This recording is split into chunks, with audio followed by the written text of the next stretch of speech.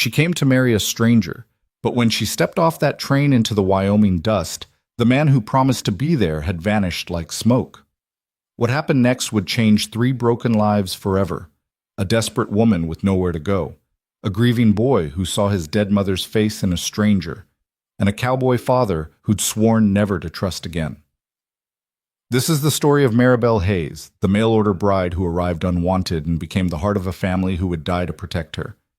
Stay until the end and comment what city you're watching from so I can see how far this story travels. The train's whistle cut through the afternoon heat like a knife through butter, long and mournful, echoing across the endless expanse of Wyoming grassland. Maribel Hayes pressed her gloved hand against the soot-stained window, watching the world outside slow from a blur into distinct shapes: weathered fence posts, scattered cattle, a hawk circling overhead. Her heart hammered against her ribs, each beat a mixture of hope and terror that had become sickeningly familiar over the past 3 days of travel. The conductor's voice boomed through the passenger car. "Red Butte Station! Red Butte! 5 minutes stop!" 5 minutes. That's all it would take for her entire life to change. Again. Maribel smoothed the wrinkles from her traveling dress, a modest gray cotton that had seen better days but was the finest thing she owned. The fabric was dusty from the journey, and she knew her face probably bore traces of ash from the locomotive, but there was nothing to be done about it now. She reached for the small mirror in her reticule, then stopped herself. What did it matter how she looked? Miles Dandridge had already agreed to marry her based on a single photograph taken 3 years ago when she still had some light in her eyes. A man who would take a mail-order bride wasn't looking for beauty. He was looking for something else: labor, companionship, or perhaps just someone to cook his meals and darn his socks. The thought should have depressed her, but Maribel had learned long ago that depression was a luxury she couldn't afford. The train jerked and shuddered as the brakes engaged, throwing her forward slightly. She grabbed the seat in front of her to steady herself, earning a disapproving look from the elderly woman across the aisle who'd been praying her rosary beads for the past 100 miles. Maribel offered an apologetic smile that wasn't returned. She was used to that, too. Through the window, Red Butte Station materialized like a mirage. It wasn't much. A simple wooden platform with a faded sign, a small ticket office with peeling paint, and beyond it, the dusty main street of a town that looked like it was barely holding on to existence. A handful of buildings lined the thoroughfare: a mercantile, a saloon with a crooked sign, what might have been a church or a schoolhouse, and several structures whose purposes she couldn't immediately determine. Horses were tied to hitching posts, and a few wagons stood waiting in the shade. And somewhere in that cluster of weathered wood and desperate hope was the man she was supposed to marry. Miles Dandridge. She rolled the name around in her mind, trying to attach feelings to it. He'd written her exactly 4 letters over the past 3 months, each one shorter than the last. The first had been almost poetic, speaking of wide-open spaces and new beginnings, of a ranch where she could make a home and be mistress of her own domain. The subsequent letters had been increasingly practical, lists of what she should bring, instructions for the journey, a brief description of his circumstances.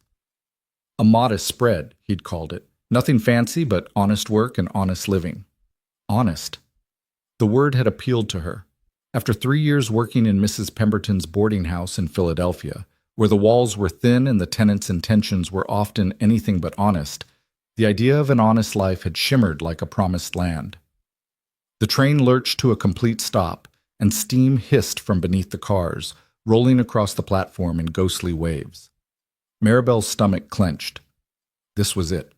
The moment she'd been simultaneously dreading and praying for ever since she'd posted her reply to Miles Dandridge's advertisement in the Matrimonial Times.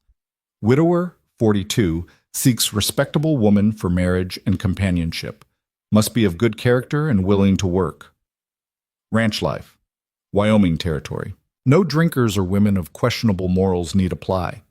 She'd read that advertisement 100 times, memorizing every word, looking for hidden meanings between the letters. Was he kind? Was he cruel? Would he keep his promises, or was this just another version of the lies she'd been told her whole life? "Red Beauty!" the conductor called again, and passengers began to stir. Maribel reached under the seat for her suitcase, a battered leather thing held together with a strap, because one of the latches had broken in Chicago. Everything she owned in the world was in that case.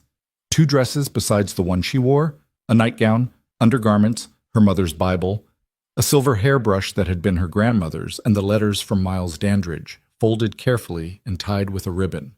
Not much to show for 26 years of living, but it was hers. She stood, knees trembling slightly, and made her way toward the exit. The elderly woman with the rosary beads looked up as she passed. "Going to meet your husband?" the woman asked, her voice carrying a note of judgment that made it clear she'd guessed Maribel's purpose. "Yes, ma'am," Maribel replied, keeping her voice steady. "Humph." The woman's mouth puckered like she'd bitten into a lemon. "These modern arrangements. In my day, we married men we knew, men from our own communities." Maribel could have pointed out that not everyone had the luxury of communities or courtships, that some of us had to make do with what opportunities presented themselves. But she'd learned long ago that defending yourself to people who'd already condemned you was a waste of breath. "Have a pleasant journey, ma'am," she said instead, and moved past. The space between the rail cars was brutally hot, the metal steps slick from the steam. Maribel gripped the handrail tightly as she descended, her free hand clutching her suitcase. The platform was rough wood, splintered and uneven, and the heat radiating from it hit her like a physical force. Philadelphia in July had been sweltering, but this was different, a dry, relentless heat that seemed to pull the moisture right out of your body. She stepped fully onto the platform and looked around, searching for a man who matched the description in Miles Dandridge's letters. Tall, dark-haired, usually wearing a brown leather vest. That described about half the men in Wyoming, she suspected. But surely he'd be watching for the train, waiting for her. The platform wasn't crowded, but there were enough people to make her search difficult. A family was reuniting near the ticket office, a young woman throwing herself into the arms of a man who spun her around, both of them laughing. An older gentleman in a suit was collecting several trunks, directing a porter with sharp, precise gestures. A group of cowboys stood near the edge of the platform, smoking and talking in low voices, their eyes following her with the kind of lazy interest men always showed when a new woman arrived in a small town. But no one approached her. No one stepped forward with a smile of recognition or a word of greeting. Maribel's heart sank a little further with each passing second. The train hissed behind her, preparing to depart.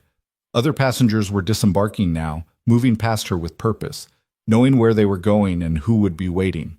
She stood frozen in the middle of the platform, an island in a stream, and felt the first cold fingers of panic begin to squeeze her chest. Where was he?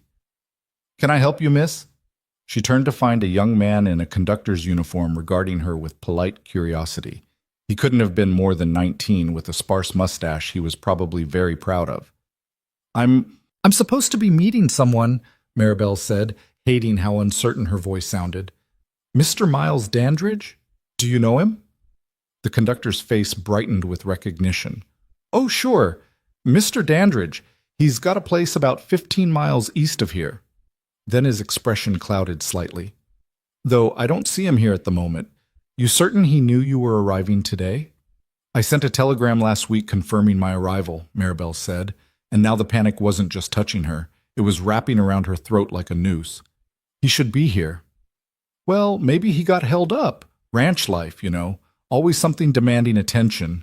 I'm sure he'll be along shortly." The conductor smiled reassuringly, but there was a flicker of doubt in his eyes that told Maribel he wasn't as confident as he pretended. "You can wait in the station office if you like. Mrs. Garrett, who runs the ticket counter, will make you a cup of tea." "Thank you," Maribel managed, but she didn't move toward the office. Something felt wrong. A man who was expecting his bride to arrive, a bride who'd traveled 1,000 miles to marry him, that man wouldn't be late. That man would have been waiting on the platform an hour early, watching every passenger car, making sure he didn't miss her. Unless he'd changed his mind. The thought crashed over her like ice water. Oh God, what if he'd changed his mind? What if he'd received her final letter, the one where she'd been honest about her lack of dowry, about having to borrow money for the train fare, about having no family to vouch for her character, and decided she wasn't worth the trouble? What would she do then?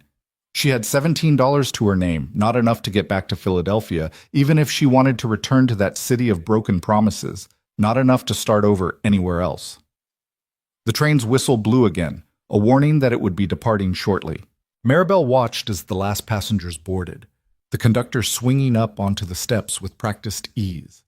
Within minutes, the locomotive would pull away, taking with it her last connection to the world she'd known, leaving her stranded in this dusty Wyoming town with no husband, no prospects, and nowhere to go. She felt dizzy suddenly, the heat and the fear and the exhaustion from 3 days of travel all catching up to her at once. She set down her suitcase and pressed a hand to her forehead, trying to steady her breathing, trying not to let the panic win. "You all right there, miss?" A different voice this time, gruff but not unkind. She looked up to find one of the cowboys had approached, a man in his 50s with a weathered face and kind eyes. He'd removed his hat and was holding it against his chest in a gesture of respect that surprised her. "I'm fine," she said automatically, then immediately regretted the lie. She wasn't fine. Nothing about this was fine. "Actually, I'm supposed to meet Miles Dandridge, but he doesn't seem to be here." The cowboy's expression shifted, something she couldn't quite read passing across his features. "Miles Dandridge, you say?" "Yes. Do you know him? Do you know where I might find him?" Before the man could answer, a commotion erupted near the edge of the platform. Voices rose in alarm and people scattered. Maribel turned, confused, trying to see what was happening. Through the dissipating steam and the milling crowd, she caught a glimpse of movement, something small and fast, darting between adults, heading straight toward her. A child. A boy. No more than 7 or 8 years old, with dark hair sticking up in cowlicks and dust streaked across his tear-stained face. He was running full tilt, his boots pounding against the wooden planks, and there was something wild in his eyes, something desperate and hopeful and terrified all at once. Behind him, a tall man in dusty work clothes was giving chase, calling out, "Eli! Eli! Stop! Come back here!" But the boy didn't stop. He ran directly toward Maribel, weaving between startled onlookers, his eyes locked on her face with an intensity that was almost frightening. She took an instinctive step back, uncertain, her hand going to her throat. The boy reached her and didn't slow down. He crashed into her skirts, his small arms wrapping around her waist, his face pressing against the fabric of her dress. She stumbled backward, barely maintaining her balance, shocked by the sudden impact. And then the boy looked up at her, and Maribel's breath caught in her chest. His eyes were the color of storm clouds, gray-blue and swimming with tears. His face was thin, almost gaunt, with sharp cheekbones that spoke of too many meals missed or too much grief carried. But it was the expression in those eyes that broke her heart. Such naked hope, such desperate need, such aching loneliness. "Mama?" His voice cracked on the word, small and trembling and full of impossible longing. "Mama, are you finally here? Did you come back?" The platform had gone silent. Every eye was on them now. The strange woman from the train and the grieving boy who'd mistaken her for someone else. Someone lost. Maribel felt the weight of those stares, felt the collective breath being held, waiting to see what she would do. Her hands hovered over the boy's head, uncertain. She should correct him. She should gently explain that she wasn't his mother, that there'd been a mistake, that she was a stranger who'd just arrived in town and had problems of her own. But she couldn't make the words come. The boy, Eli, the man had called him, was shaking now, trembling like a leaf in a storm, and his grip on her dress was so tight his knuckles had gone white. She could feel him struggling not to sob, could hear the hitching breaths he was taking, could sense the monumental effort it was costing him to hold himself together. Without thinking, without planning, operating purely on instinct, Maribel knelt down. The rough wood of the platform bit into her knees through her dress, but she barely noticed. She brought herself to eye level with the boy, and slowly, carefully, she placed her hands on his thin shoulders.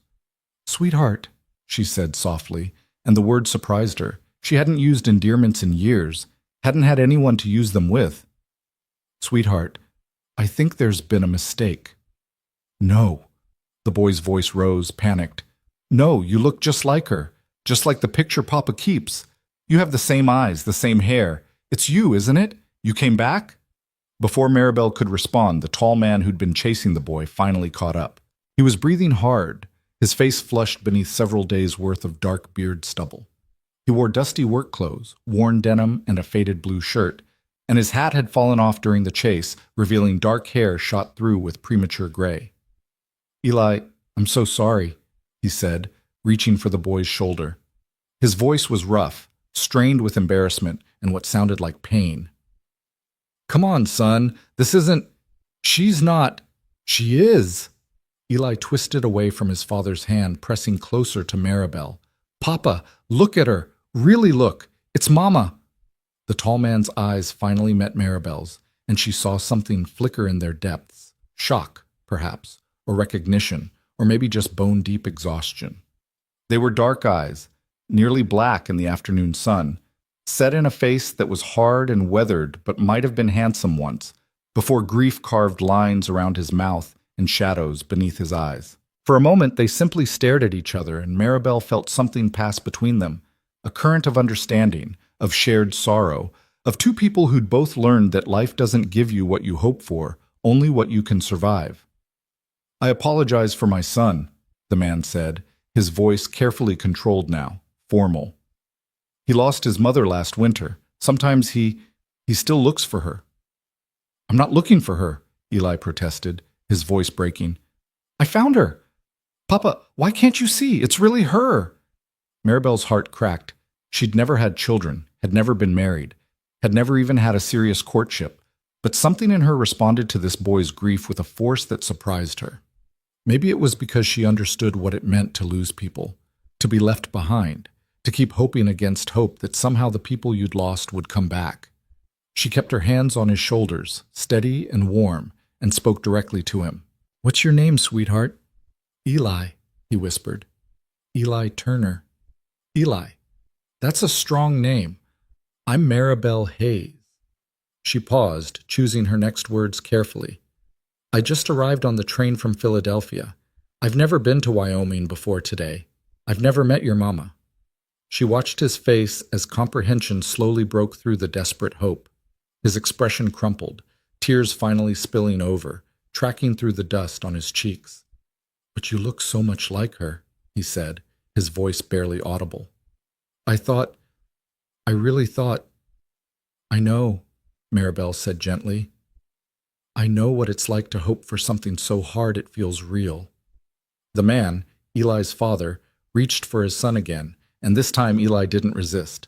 But as he was pulled back, the boy kept his eyes fixed on Maribel's face, and she saw the hope wasn't entirely gone. It had just been wounded, pushed down, forced back into whatever corner of his heart where he kept all his wishes for impossible things.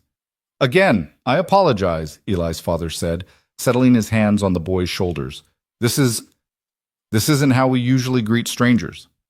"No apology necessary," Maribel assured him, rising to her feet.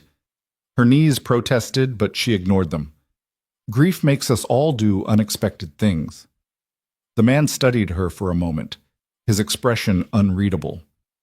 "You said you just arrived. Are you being met by someone?" And there it was, the question she'd been dreading, the one that would expose her situation and her foolishness for all the town to see. She could lie. She could claim she was visiting relatives or that her husband was waiting for her at the hotel, or any number of false stories that would preserve her dignity.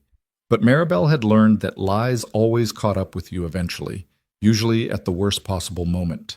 And besides, she was too tired to lie convincingly. "I was supposed to be met," she said, keeping her voice level. "But it seems my intended didn't receive my telegram. Or perhaps..." She let the sentence trail off, unable to finish it. Perhaps he changed his mind. Perhaps he was never serious about the arrangement. Perhaps I've been played for a fool. Understanding dawned in the man's eyes, followed by something that looked like sympathy. "Mail-order bride?"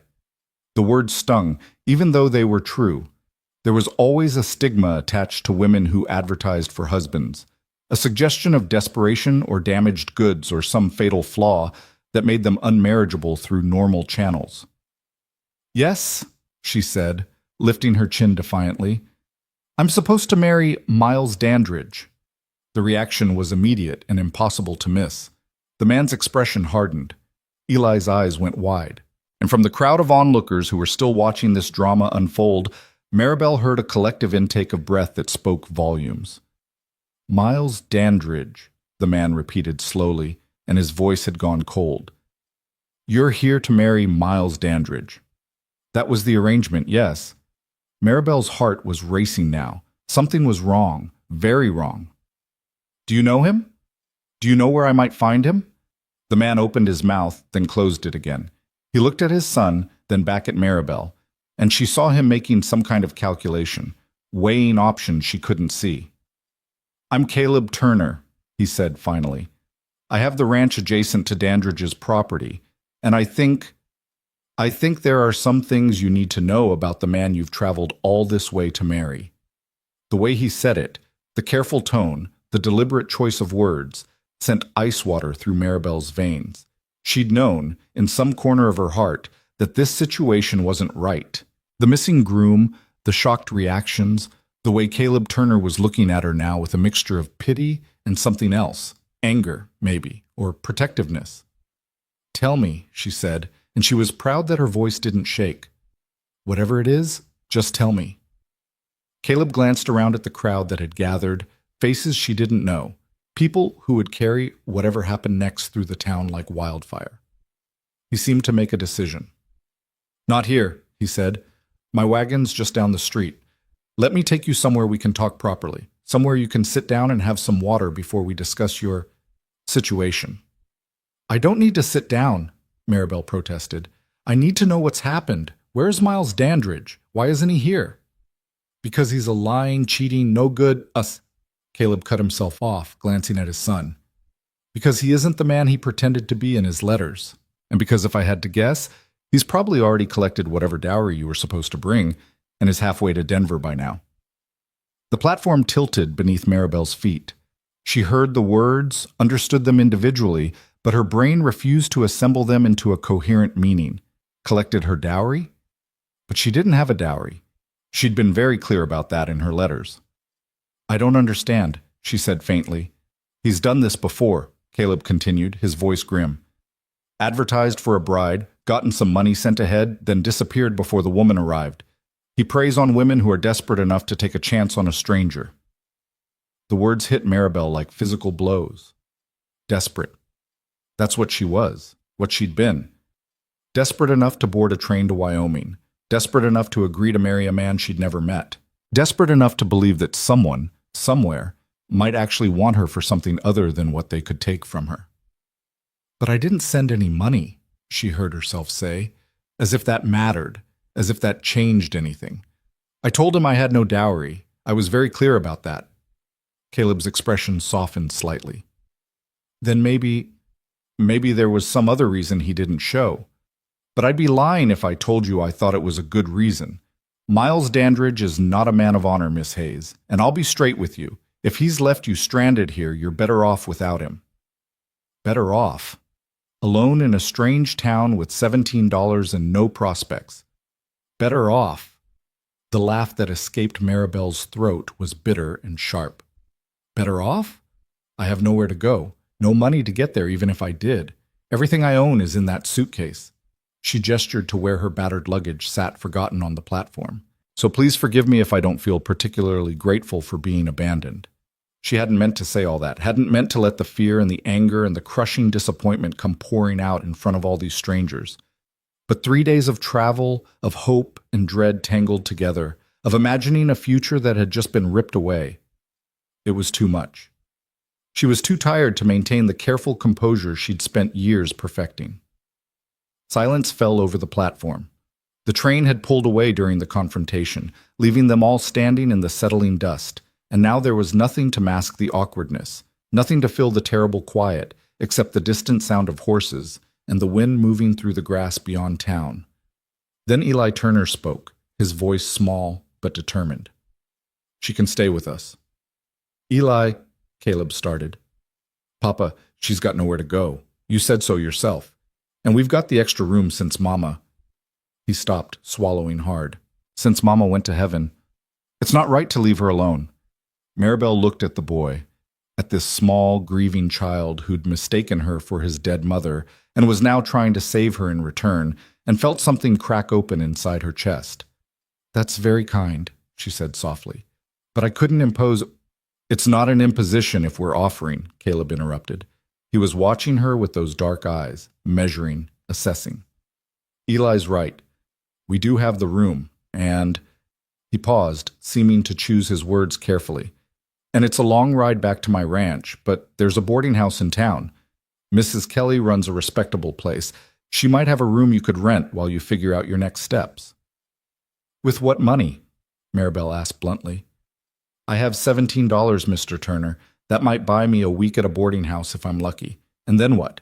I'll be exactly where I am now, except a week older and 7 days hungrier. She saw respect flash in Caleb's eyes.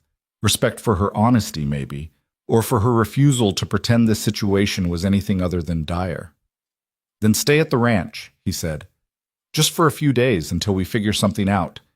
You can help with the cooking and the housework if it makes you feel better about accepting charity. God knows the place has fallen apart since Sarah died. And Eli could use... He trailed off, looking at his son with such profound sadness that Maribel had to look away. Could use what? She asked quietly. Someone who isn't drowning in their own grief, Caleb finished. Someone who might remember how to smile. The honesty of it stole her breath. This man she'd just met was laying his soul bare on a train platform in front of half the town, admitting his failures as a father, offering help to a stranger because his dead wife's absence had left a hole in his life he didn't know how to fill. I'm not particularly good at smiling these days either, Maribel admitted. Then maybe you can both learn again, Caleb suggested. Or maybe you'll just be miserable together for a few days until you move on. Either way, you'll have a roof over your head and 3 meals a day, which is better than you've got right now. It was an impossibly generous offer from a man who had no reason to trust her, and every reason to send her on her way. Maribel knew she should refuse, knew that accepting charity from a widower she'd just met was inviting gossip and complications, knew that letting herself get tangled up in someone else's grief when she was barely holding herself together was a terrible idea. But she also knew that refusing meant facing a night alone in a strange town with no plan and dwindling resources, meant admitting defeat before she'd even tried to find a way forward, meant giving up the one thing she'd held on to through 3 years in Philadelphia's worst boarding house, the belief that she deserved better than whatever scraps life threw at her. All right, she heard herself say, just for a few days, until I can find work or figure out some other option. Eli's face lit up like sunrise, and Caleb nodded, something like relief crossing his features. Good, he said. That's settled then. My wagon's at Jameson's Mercantile. Let me get your bag. He bent to pick up her suitcase, testing its weight with a slight frown. This is all you brought? I travel light, Maribel said, her voice harder than she intended. Learned a long time ago not to get too attached to things. Something in Caleb's expression shifted. Recognition, maybe, of a kindred spirit. Someone else who'd learned to let go. Fair enough, was all he said. Come on then. It's a 15-mile ride to the ranch, and I'd like to be home before dark. As they made their way off the platform and onto the dusty main street of Red Butte, Maribel was acutely aware of the stairs following them. The whispers were already starting. She could feel them like insects crawling across her skin. The mail-order bride who'd been abandoned. The desperate woman being taken in by the widower. The scandal of it all would be the talk of the town by sunset. She lifted her chin and kept walking. Eli had slipped his hand into hers without asking permission, his small fingers warm and slightly sticky against her palm. She should probably discourage it. She'd be leaving in a few days, and she didn't want him getting attached to another person who would disappear from his life. But she couldn't quite make herself pull away. His grip was gentle but insistent, and there was something comforting about it, about being needed even in this small way. The Mercantile was a rambling building with a covered porch and various tools and supplies displayed in the windows. Caleb's wagon was hitched out front, a sturdy farm wagon with a bench seat and a bed that currently held several sacks of what looked like feed or seed. It wasn't fancy, but it was well maintained, the wood solid and the wheels properly greased. Caleb loaded her suitcase into the back with the other supplies, then turned to help her up onto the seat. His hand was calloused and strong, his grip steadying her as she climbed up. Eli scrambled up between them, clearly determined to stay as close to her as possible. As Caleb settled into the driver's seat and took up the reins, Maribel allowed herself one last look at the train station, at the place where her carefully constructed plans had fallen apart. The platform was mostly empty now, the crowd dispersed, the drama over. In an hour, the train would be gone from Red Butte entirely, carrying other passengers to other destinations, other futures. But she wasn't on it. For better or worse, she was here. "Ready?" Caleb asked. Maribel nodded, not trusting her voice. The wagon lurched forward, and Red Butte Station fell away behind them. They rode in silence for a while, the only sounds the creak of the wagon wheels, the clip-clop of the horses' hooves, and the endless whisper of wind through the grass. The landscape stretched out in all directions, vast and empty in a way that would have been beautiful if Maribel hadn't been so exhausted and heartsick. The sky was enormous, a dome of blue so intense it almost hurt to look at, and the grass rolled like waves on an ocean, brown and gold in the late summer heat. "It's so empty," she said finally, unable to keep the words in. "That's what most folks say when they first get here," Caleb replied. His voice was easier now, less formal than it had been on the platform. "Give it time. You start seeing things you missed at first. The way the light changes, the patterns in the grass, the sky at sunset." He paused. "Sarah used to say Wyoming was God showing off." Beside her, Eli stiffened at the mention of his mother's name. Maribel felt him press closer against her side. "She sounds like she was a wise woman," Maribel said carefully. "She was." Caleb's hands tightened on the reins. "And kind. And patient with a man who didn't deserve her patience. She made that ranch into a home, made it feel like there was a reason to wake up every morning." His voice dropped lower. "When she died, it was like someone blew out all the lights." The grief in his voice was raw, unhealed, and Maribel understood it in her bones. She'd felt that way when her mother died, when the last person who'd loved her unconditionally was gone, and the world became a colder, harder place. "How did she die?" Maribel asked, then immediately regretted the question. "I'm sorry, you don't have to answer that. It's none of my business." "Fever," Caleb said flatly. "Last winter was brutal. She caught something, and we couldn't get her to a doctor fast enough. By the time we got her to town," he shook his head, "she was gone within 3 days." "I'm so sorry." "Everyone's sorry," Caleb said, and there was a trace of bitterness in his voice now. "Sorry doesn't bring her back. Sorry doesn't make Eli stop looking for her in every woman's face. Sorry doesn't make the house feel less empty." They fell silent again, but it was a different kind of silence now, heavy with shared loss, with the understanding that some wounds never really heal, you just learn to carry them. "Your mama was pretty," Eli said suddenly, his voice startling them both. He was looking up at Maribel with those storm-gray eyes. "Do you look like your mama?" "I do," Maribel said. "Or at least, I used to when I was younger. We had the same dark hair and the same eyes. People used to say we could have been sisters instead of mother and daughter. Where is she now?" "She died when I was 17, almost 10 years ago now." "Did she have the fever too?" "No, sweetheart. Her heart just gave out one day. The doctor said it was weak, that she probably had been sick for a long time without knowing it." Eli considered this solemnly. "Do you miss her?" "Every single day." "Me too," Eli whispered. "I miss my mama every single day." Maribel looked down at the boy pressed against her side and did something she'd sworn she wouldn't do. She wrapped her arm around his thin shoulders and pulled him closer. He melted into the embrace immediately, as if he'd been waiting for permission to let someone hold him. Over Eli's head, she met Caleb's eyes. He was watching them with an expression she couldn't quite read. Surprise, maybe, or gratitude, or perhaps just the weary recognition of a man who'd been trying to be both mother and father and failing at both. "Thank you," he said quietly. "For what?" "For not pulling away.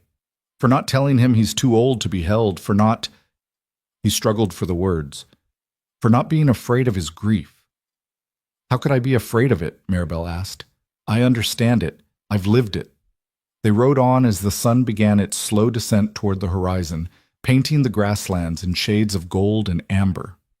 Maribel watched the landscape change in the shifting light and tried not to think about what she was going to do next, about how she would survive in this strange place with no prospects and no plan. For now, for this moment, she was on a wagon heading toward a ranch she'd never seen, sitting next to a man she'd just met, holding a boy who'd mistaken her for his dead mother. It wasn't the future she'd imagined when she'd boarded that train in Philadelphia. It wasn't the new beginning she'd hoped for. But it was something. It was a moment of warmth in a world that had been cold for so long. It was an arm around a grieving child and a shared understanding of loss. It was a place to sleep tonight and the promise of 3 meals tomorrow. It was, for now, enough. The Turner Ranch appeared on the horizon about an hour later, a collection of buildings huddled together against the vastness of the prairie. There was a main house, barn, several outbuildings, and corrals where horses moved lazily in the fading light. It was modest but well kept, everything in good repair despite what Caleb had said about things falling apart. As they drew closer, Maribel could see the house more clearly. It was a simple 2-story structure with a wide porch wrapping around the front and one side. The wood was weathered but solid, and curtains hung in the windows, though they looked like they hadn't been changed or washed in months. "It's not much," Caleb said, and she heard self-consciousness creep into his voice. "Nothing like what you'd be used to in Philadelphia." "Mr. Turner," Maribel said firmly, "I worked in a boarding house where 6 women shared 2 rooms and the walls were so thin you could hear everything that happened in the rooms next door. Trust me when I say that your ranch looks like a palace." Something that might have been a smile tugged at the corner of Caleb's mouth. "Well, it's not that either. But it's home. Or it was, anyway." He pulled the wagon to a stop in front of the house and set the brake. Eli immediately scrambled down, but instead of running to the house, he stayed close to the wagon, waiting for Maribel. Caleb climbed down and came around to help her, offering his hand again. This time, as she took it, Maribel noticed the calluses, the scars, the worn skin of a man who worked with his hands every day. They were honest hands, capable hands. Her feet touched the ground and she found herself standing in front of the house that would be her home for the next few days. Through the windows, she could see the shapes of furniture, the glint of lamplight on glass. Somewhere in that house was a room where Sarah Turner had died. Somewhere in those walls was the echo of laughter and love, and all the ordinary moments that make up a life. And now Maribel, a stranger, an interloper, a woman who'd come here by accident, was about to walk through those doors and disturb whatever ghosts still lingered. "Ready?" Caleb asked, and she realized she'd been standing frozen, staring at the house. "Ready," she lied, and followed him up the porch steps. The door swung open and Maribel stepped inside, leaving behind the woman who'd boarded the train in Philadelphia 3 days ago. That woman had been full of hope and fear and desperation. This woman, the one crossing the threshold of the Turner Ranch, was still all those things, but she was also something else. She was someone who'd been needed, even if only for a moment. Someone who'd been chosen, even if only out of kindness. And as Eli's small hand found hers again in the gathering darkness of the house, Maribel allowed herself to wonder if maybe, just maybe, this disaster that had brought her to Wyoming might turn out to be something else entirely. Something like a second chance. The inside of the house smelled like dust and disuse, with an underlying scent of wood smoke and something else. Maybe lavender, faded and distant, like a memory that was slowly being forgotten.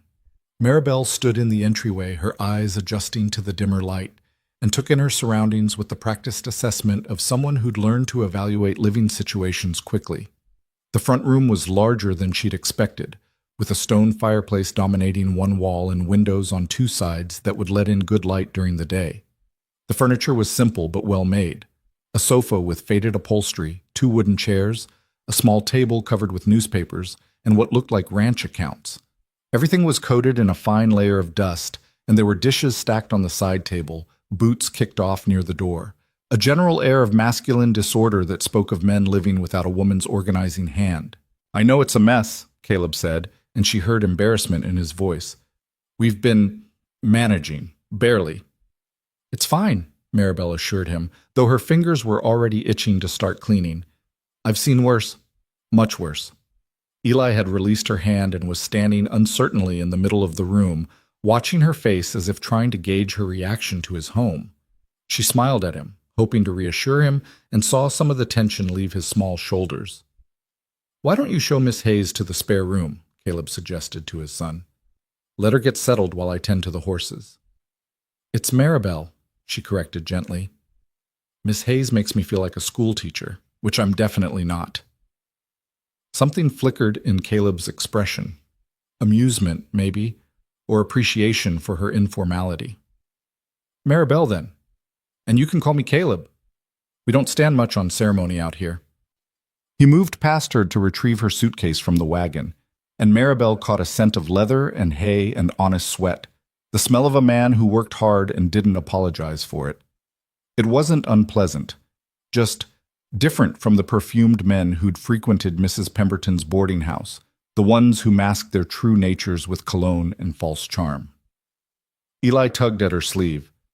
The spare room's upstairs. He stopped, swallowing hard. It was supposed to be for when we had guests, but nobody ever came to visit after Mama got sick.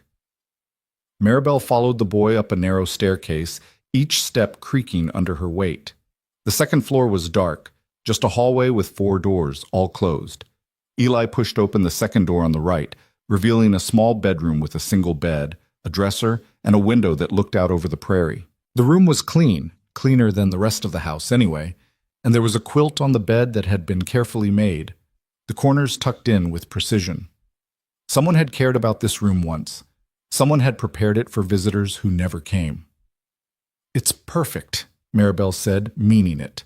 After 3 years sharing cramped quarters with other women, after nights sleeping on trains, after the constant fear of having nowhere to sleep at all, this small room felt like a luxury. "Really?" Eli's face lit up. "You really like it?" "I really do. Thank you for sharing your home with me, Eli." The boy ducked his head, suddenly shy. "Papa says we're supposed to help people when they need it. That's what Mama would have wanted." Before Maribel could respond, she heard Caleb's boots on the stairs. He appeared in the doorway with her suitcase, his large frame nearly filling the opening. For a moment they just looked at each other, 2 strangers thrown together by circumstance, both uncertain what came next. "I'll let you get settled," Caleb said, setting the suitcase down carefully. "There's a basin and pitcher on the dresser if you want to wash up. Supper will be in about an hour. Nothing fancy, just beans and cornbread. It's about all Eli and I can manage these days." "That sounds wonderful," Maribel said. "But if you don't mind, I'd like to help with the cooking. I'm not much good at sitting idle." Caleb's eyebrows rose. "You've been traveling for 3 days and had your whole world turned upside down. You should rest." "I've been sitting on a train for 3 days," Maribel corrected. "What I need is to do something useful. Besides, if I'm staying here, I should earn my keep."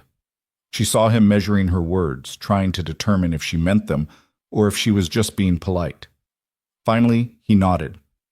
"All right, kitchen's downstairs, back of the house. I need to check on the horses and make sure the barn's secure for the night. When I come back in, we can figure out supper together." After he left, Maribel stood alone in the small bedroom, listening to the house settle around her. Through the window, she could see Caleb walking toward the barn, his gait easy and confident, a man comfortable in his element. Eli had followed him, trotting to keep up with his father's longer stride. She watched them disappear into the barn, then turned to survey her temporary home. The room was sparse, but not cold. Someone had hung simple curtains. The same lavender scent she'd noticed downstairs clung faintly to the fabric. Sarah's work, most likely. A woman making her house into a home, creating beauty in this harsh landscape. Maribel opened her suitcase and carefully removed her belongings. The 2 spare dresses, the nightgown, the undergarments she'd washed and mended so many times the fabric was nearly transparent in places. Her mother's Bible, leather-worn and spine-cracked from years of reading. The silver hairbrush, tarnished now but still solid, still beautiful in its way. And at the bottom, wrapped in a scrap of cloth, the letters from Miles Dandridge. She stood holding those letters for a long moment, feeling the weight of broken promises in her hands. Then, with deliberate care, she walked to the window, opened it, and let the Wyoming wind take them. The pages scattered across the prairie grass, tumbling end over end, and she watched them go without regret. Whatever Miles Dandridge had promised, whatever lies he'd told, they didn't matter now. She was done with false hopes and empty words. From here on, she would deal only in what was real and solid and true. After washing her face and hands in the basin, the water was lukewarm but clean, Maribel changed into her other dress, a simple blue cotton that was slightly less travel-worn than the gray. She unpinned her hair, brushed out the tangles and trained soot, then repinned it into a more respectable bun. Looking at herself in the small mirror above the dresser, she barely recognized the woman staring back. Her face was thinner than it had been a year ago, her eyes shadowed with exhaustion and disappointment. But there was something else there too, a stubborn set to her jaw that said she wasn't finished fighting yet. Downstairs, she found the kitchen easily enough. It was a good-sized room with a cast-iron stove, a large table that could seat 6, open shelves lined with dishes and supplies, and windows that would catch the morning sun. Like the rest of the house, it was functional but neglected, with dishes piled in a tin sink and flour dusted across the counter from what looked like a failed bread-making attempt. Maribel rolled up her sleeves and got to work. First, she pumped water and heated it on the stove, then tackled the dishes with fierce determination. The physical labor felt good after days of forced stillness on the train. Her hands knew what to do: wash, rinse, dry, stack. It was mindless and soothing, and it kept her from thinking too hard about the precariousness of her situation. She was elbow-deep in soapy water when she heard the back door open. Caleb and Eli came in, bringing the smell of animals and hay with them. Caleb stopped short when he saw her at the sink, surrounded by clean dishes. "You didn't have to do that," he said, but she heard approval beneath the protest. "I told you, I'm not good at sitting idle." Maribel rinsed the last plate and set it in the drying rack. "Now, what about this supper? Where do you keep your beans?" For the next hour, the kitchen became a space of quiet cooperation. Caleb showed her where things were stored: the beans in a jar on the shelf, the cornmeal in a tin, the salt pork wrapped in cloth in the cold cellar. Maribel set about making supper while Caleb built up the fire in the stove and Eli set the table, his small hands carefully arranging the plates and forks with endearing precision. "Mama always said the table should be pretty," Eli explained, adjusting a fork that was slightly crooked. "Even if the food's simple, the table should be pretty." "Your mama was right," Maribel agreed. "Presentation matters. It shows respect for the food and the people eating it." She could feel Caleb watching her as she worked, but his gaze wasn't intrusive or uncomfortable. He seemed genuinely curious, as if trying to figure out who this woman was who'd appeared on the train platform and disrupted his carefully controlled grief. "You know your way around a kitchen," he observed, leaning against the counter with his arms crossed. "I should. I've been cooking since I was 8 years old. My mother worked as a seamstress, long hours for little pay. Someone had to make sure we ate." "No father?" "He died when I was 3. Accident at the docks. I don't remember him." She stirred the beans, adding a bit of salt pork for flavor. "It was just me and my mother for 14 years. Then just me. No other family? None that wanted anything to do with us. My mother's people disowned her when she married my father. He was Irish immigrant. She was from an old Boston family. They considered it a scandal." Maribel smiled without humor. "Amazing how quickly family can decide you don't exist when you embarrass them." "I know something about that," Caleb said quietly. "My family didn't approve of Sarah. Said she was too educated for a rancher's wife, that she'd never be happy out here. They were wrong about the happiness part, but they cut us off all the same. Didn't even come to the funeral." The beans were simmering nicely now, and Maribel turned her attention to the cornbread, mixing meal and water and a bit of precious sugar into a thick batter.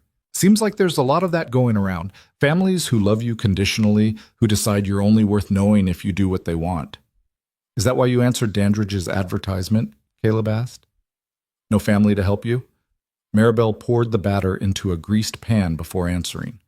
"I answered because I was tired of being afraid. Tired of wondering if Mrs. Pemberton would raise the rent again, or if one of the male tenants would finally work up the courage to try my door handle at night. Tired of having no control over my own life." She slid the pan into the oven and closed the door with more force than necessary. "I thought marrying a stranger in Wyoming couldn't be worse than what I was already living. Turns out I was wrong about the stranger part, but right about leaving Philadelphia. Even now? Even stranded in a place you don't know with no prospects?" She turned to face him fully, meeting his dark eyes with her own. "Even now. At least here, I get to choose what happens next. Even if all my choices are bad ones, they're mine." Something shifted in Caleb's expression. Understanding, maybe, or respect. "That's a hard way to live." "It's the only way I know." Eli, who'd been listening to this exchange with wide eyes, suddenly spoke up. You could stay here forever. Then you wouldn't have to choose bad things. You could choose us. The simple statement hung in the air like a prayer. Maribel's throat tightened and she saw Caleb stiffen, clearly uncomfortable with his son's attachment to a woman who'd be leaving in a matter of days. Eli, Caleb started, his voice gentle but firm. Maribel has her own life to figure out. We can't— I know, Eli interrupted, and his voice was suddenly much older than his years. I know she has to go. Everyone goes eventually. He looked at Maribel with those storm-gray eyes. But it would be nice if just once someone stayed. The words pierced Maribel's heart like a blade. She knelt down in front of the boy, heedless of her dress on the dusty floor. Eli, listen to me. I don't know what's going to happen tomorrow or next week or next month, but I promise you this. While I'm here, I'm really here. I won't pretend to be someone I'm not, and I won't make promises I can't keep. Can that be enough? Eli studied her face for a long moment, then nodded slowly. Okay. Okay, she echoed, and rose to her feet, her knees protesting slightly. They ate supper at the big kitchen table as the last light faded from the windows. The beans were simple but filling, the cornbread golden and surprisingly good considering the ancient oven she'd worked with. Eli ate with the single-minded focus of a growing boy, but Maribel noticed he kept glancing at her, as if reassuring himself she was still there. Caleb ate more slowly, and she caught him watching her several times with an expression she couldn't quite read. Not attraction, it was too soon for that, too raw, but something else. Curiosity, maybe, or the cautious assessment of a man who'd been burned before and was determined not to make the same mistake twice. This is good, he said finally, gesturing to his plate. Better than anything Eli and I have managed in months. It's just beans and cornbread. It's a hot meal at a clean table. That's more than we've had in a while. He paused, then added quietly, Thank you. After supper, Maribel insisted on cleaning up despite Caleb's protests. Eli helped her, carefully carrying dishes to the sink and drying them with a towel that was too big for him. As they worked, the boy chattered about the ranch, about his favorite horse, a mare named Daisy, about the calf that had been born last spring, about the swimming hole down by the creek where his mother used to take him on hot days. Maybe you could come swimming with me, Eli suggested hopefully, if you're still here when it gets hot again. Maybe, Maribel said, not wanting to encourage false hope, but unable to crush the tentative joy in his voice. When the dishes were done and the kitchen restored to order, Caleb sent Eli upstairs to get ready for bed. The boy went reluctantly, dragging his feet, clearly afraid that if he left Maribel alone, she might disappear like his mother had. I'll still be here in the morning, she assured him. I promise. You won't leave in the night? No, sweetheart. I won't leave in the night. After Eli trudged upstairs, Maribel and Caleb stood in the kitchen, the silence between them suddenly awkward. The intimacy of the shared meal, the easy cooperation in the kitchen, had created a false sense of familiarity that now felt uncomfortable in the wake of Eli's absence. I should check on the stock one more time, Caleb said, reaching for his hat. Make sure everything's secured for the night. Of course. He started toward the door, then stopped. Maribel? About what Eli said earlier, about wanting you to stay. I hope you don't think I put him up to that. He's struggling. He latched onto you because you look like Sarah, but also because you're the first person who's treated him like he matters in months. You treat him like he matters. I try, but I'm drowning too, and I think he knows it. I think he can feel how much I'm failing him every day. Caleb's voice was rough with self-recrimination. I loved Sarah more than I knew how to say. When she died, it was like someone carved out my insides and left me walking around as an empty shell. And the worst part is, Eli needs me to be whole, needs me to be strong, and I can't figure out how to give him that when I'm barely holding myself together. The raw honesty stole Maribel's breath. She'd expected polite distance, the kind of careful boundaries people usually maintained with strangers. Instead, Caleb was laying himself bare, showing her his failures and his fears without shame. Grief doesn't work on a schedule, she said softly. You don't just wake up one day and decide to be done with it. It's there every morning when you open your eyes, and it's there every night when you try to sleep. The best you can do is learn to carry it without letting it crush you. And how do you do that? Caleb asked, his dark eyes searching her face. How do you carry it without being crushed? I don't know. I'm still figuring that out myself. They stood looking at each other in the lamplight, two broken people recognizing their own damage in someone else's face. Then Caleb settled his hat on his head and walked out into the darkness, leaving Maribel alone with the ghosts in the house. She spent the next hour tidying the front room, unable to simply sit and rest. She folded the newspapers, organized the ranch accounts into neat stacks, swept the floor, and beat the dust from the sofa cushions. Physical labor kept her mind quiet, kept the panic at bay, kept her from thinking too hard about what she would do when these few days of borrowed time ran out. When she finally climbed the stairs to her small borrowed bedroom, exhaustion hit her like a physical force. She changed into her nightgown, unpinned her hair, and slipped between sheets that smelled faintly of cedar and lavender. Through the thin walls, she could hear Caleb moving around in what must be his room, the creak of floorboards, the sound of boots being dropped. She closed her eyes and tried to sleep, but her mind kept circling back to the same impossible questions. What would she do? Where would she go? How would she survive?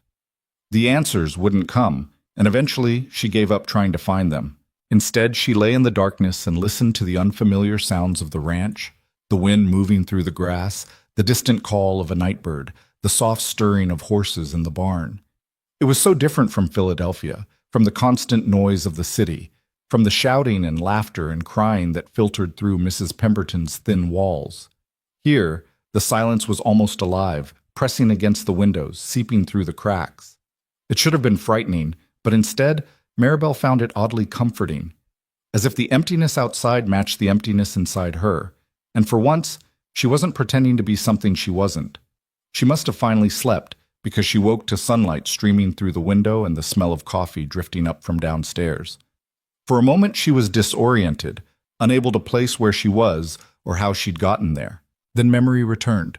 The train platform, the missing groom, the boy who'd called her mama, the cowboy who'd offered her shelter. Maribel dressed quickly in her blue cotton dress, pinned her hair into a neat bun, and descended the stairs. In the kitchen, she found Caleb already up and moving, pouring coffee into a battered tin cup.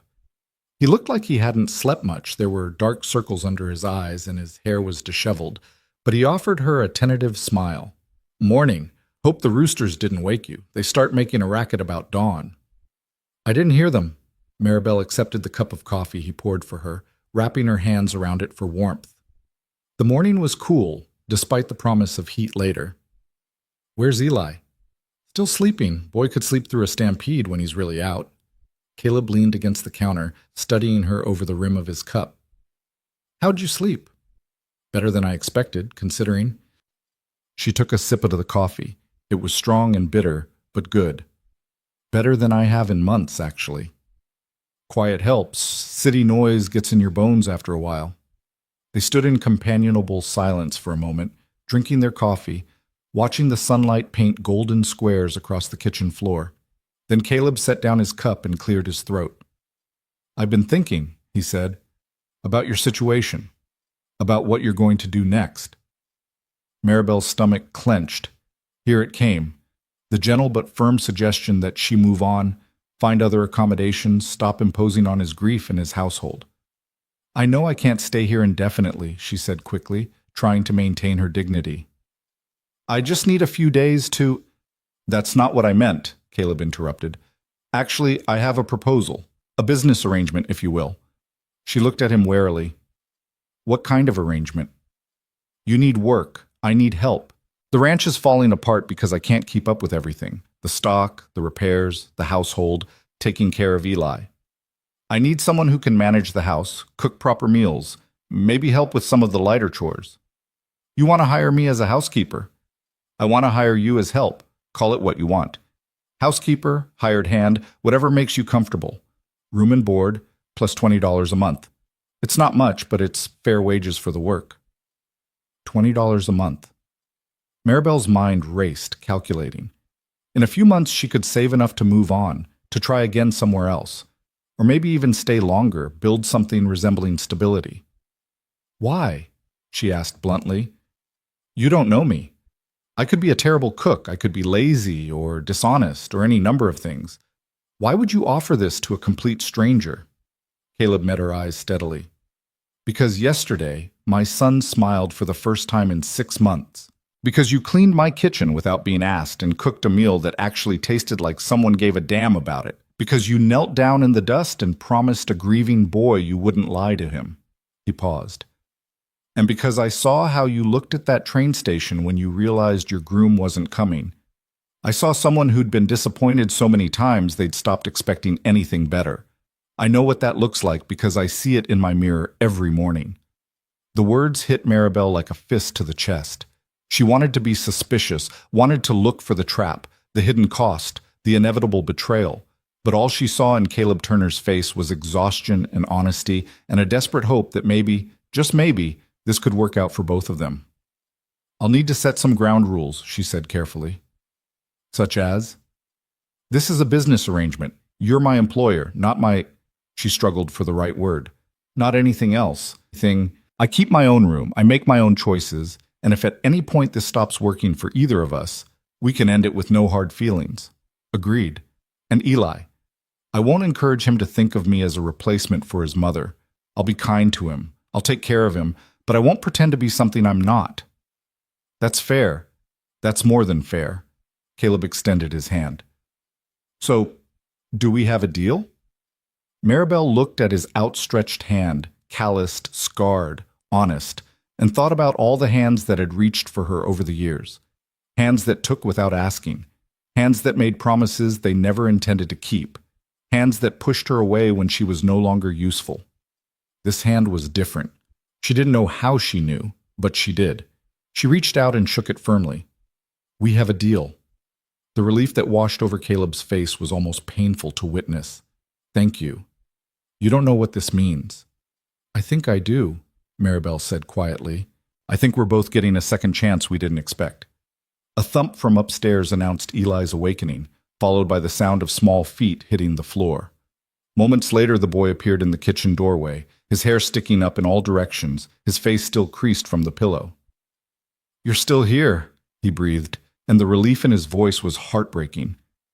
I told you I would be, Maribel reminded him gently. And I'm going to be here for a while longer. Your father has hired me to help around the ranch. Eli's eyes went wide. You're staying, really staying. For now, yes. The boy launched himself across the kitchen and wrapped his arms around her waist, holding on tight. Over his head, Maribel met Caleb's eyes, and in that moment, she understood that they'd all just stepped off a cliff together.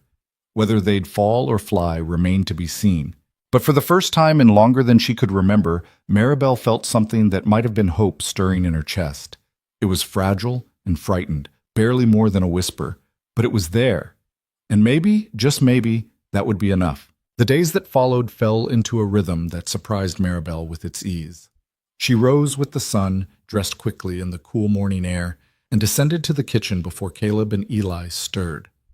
There was something deeply satisfying about being the first one awake, about having those quiet moments to herself before the day's demands began. She'd make coffee, start breakfast, and watch the prairie come alive through the kitchen window as the sky shifted from gray to pink to gold.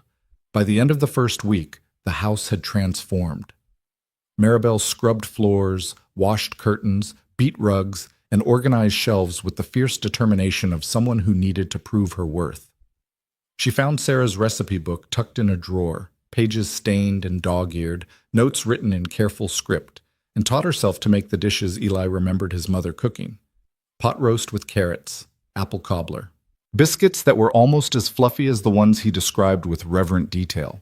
Caleb worked from dawn until dusk, mending fences, tending cattle, breaking horses, doing all the 100 tasks that kept a ranch running. He'd come in for meals exhausted and dusty, his hands scraped raw, his shirt soaked with sweat. But Maribel noticed he started lingering at the table after supper, talking about the day's work, asking her opinion on small matters, teaching Eli his letters while she washed dishes. And Eli bloomed like a flower after rain. The hollow look began to fade from his eyes. He started sleeping through the night without nightmares. He laughed more, played more, brought Maribel wildflowers from the prairie and smooth stones from the creek. He followed her around the house like a shadow, chattering endlessly, And while she was careful not to let him call her mama, she couldn't help but respond to his desperate need for maternal attention. It was on the 10th day, as Maribel was hanging laundry in the yard, that she saw the rider approaching from the east. She shaded her eyes against the midday sun, watching the figure grow larger, and felt an inexplicable sense of unease settle over her. Something about the way the man sat his horse, too casual, too confident, like he owned everything he surveyed, set her teeth on edge. Caleb emerged from the barn, and she saw his posture stiffen when he spotted the rider. His hand moved unconsciously to his hip, as if checking for a gun that wasn't there. "Go inside," he called to Maribel, his voice hard. "Who is it?" "Just go inside. Take Eli with you." But it was too late. The rider had already covered the distance to the house, and now Maribel could see him clearly. He was perhaps 40, with slicked-back dark hair and a mustache waxed to sharp points. He wore expensive clothes, a vest with silver buttons, polished boots, a hat that probably cost more than Maribel made in 3 months. Everything about him screamed money and self-importance. He pulled his horse to a stop and surveyed the ranch with an expression of amused disdain. His eyes passed over Caleb dismissively, then landed on Maribel and stayed there, traveling up and down her body with the kind of proprietorial assessment that made her skin crawl. "Well, well," the man said, his voice smooth as oil. "Looks like someone's been making improvements around here, Turner. Got yourself a new housekeeper?" "What do you want, Dandridge?" Caleb's voice was cold enough to freeze water. Maribel's blood turned to ice. Dandridge, Miles Dandridge, the man she was supposed to marry, the man who'd abandoned her at the train station. She stood frozen, a wet sheet in her hands, as Miles Dandridge dismounted with elaborate care and approached her with a smile that didn't reach his eyes. "My dear Miss Hayes," he said, sweeping off his hat in a mockery of gentlemanly behavior, "I cannot apologize enough for the unfortunate misunderstanding at the station. I was detained by urgent business in Denver and only just returned to find your telegram waiting. Naturally, I rode here immediately to collect you and make amends for my tardiness." Every word was a lie. Maribel could see it in the way his eyes shifted, in the practiced smoothness of his delivery, in the complete absence of genuine remorse. This was a man who lied as easily as breathing. "Collect me?" she repeated, finding her voice. "Like a piece of luggage you left at the station?" Miles's smile tightened. "I understand you're upset, my dear. Any woman would be after such an ordeal. But now that I'm here, we can proceed with the wedding arrangements and—" "She's not going anywhere with you," Caleb interrupted, moving to stand between Maribel and Miles. "She's got employment here, room, board, and fair wages. She doesn't need your charity or your lies." Miles's expression hardened, the false congeniality dropping away like a discarded mask. "Employment? Is that what we're calling it?" He looked past Caleb to Maribel, his eyes calculating. "How convenient for you, Turner.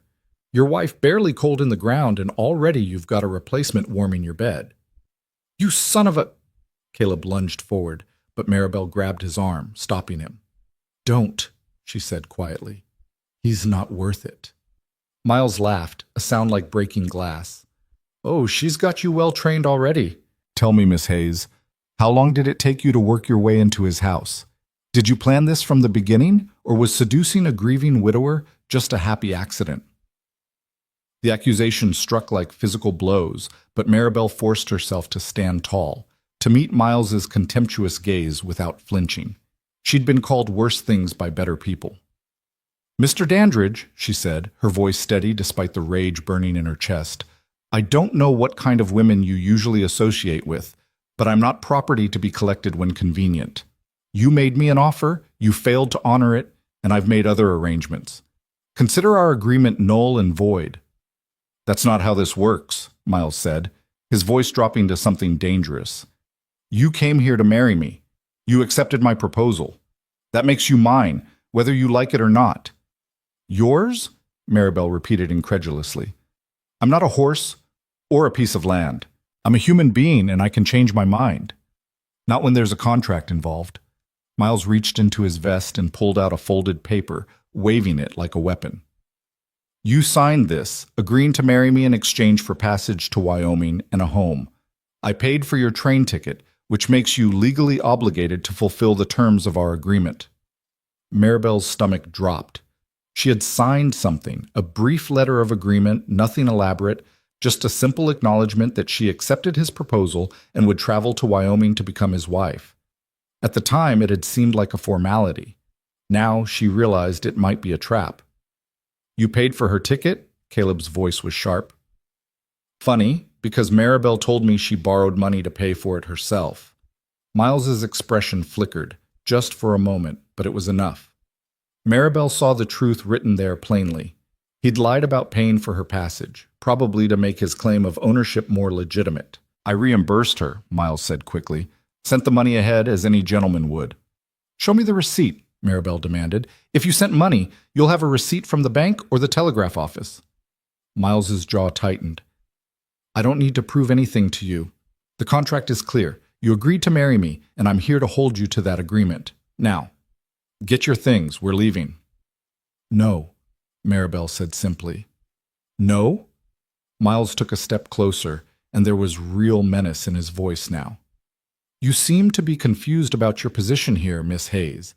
You're an unmarried woman alone in a territory you don't know, with no family, no resources, and no legal standing.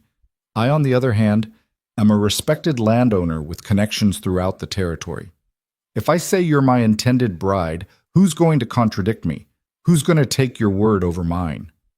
"I will," Caleb said, his voice like steel. "And so will every decent person in Red Butte who knows what kind of man you really are." Miles turned on him with a snarl. "Decent people? You mean the same people who whisper about how quickly you've taken up with another woman after your wife died? The same people who wonder if maybe Sarah's death wasn't quite as natural as you claimed?" Caleb went white, and Maribel saw his hands clench into fists.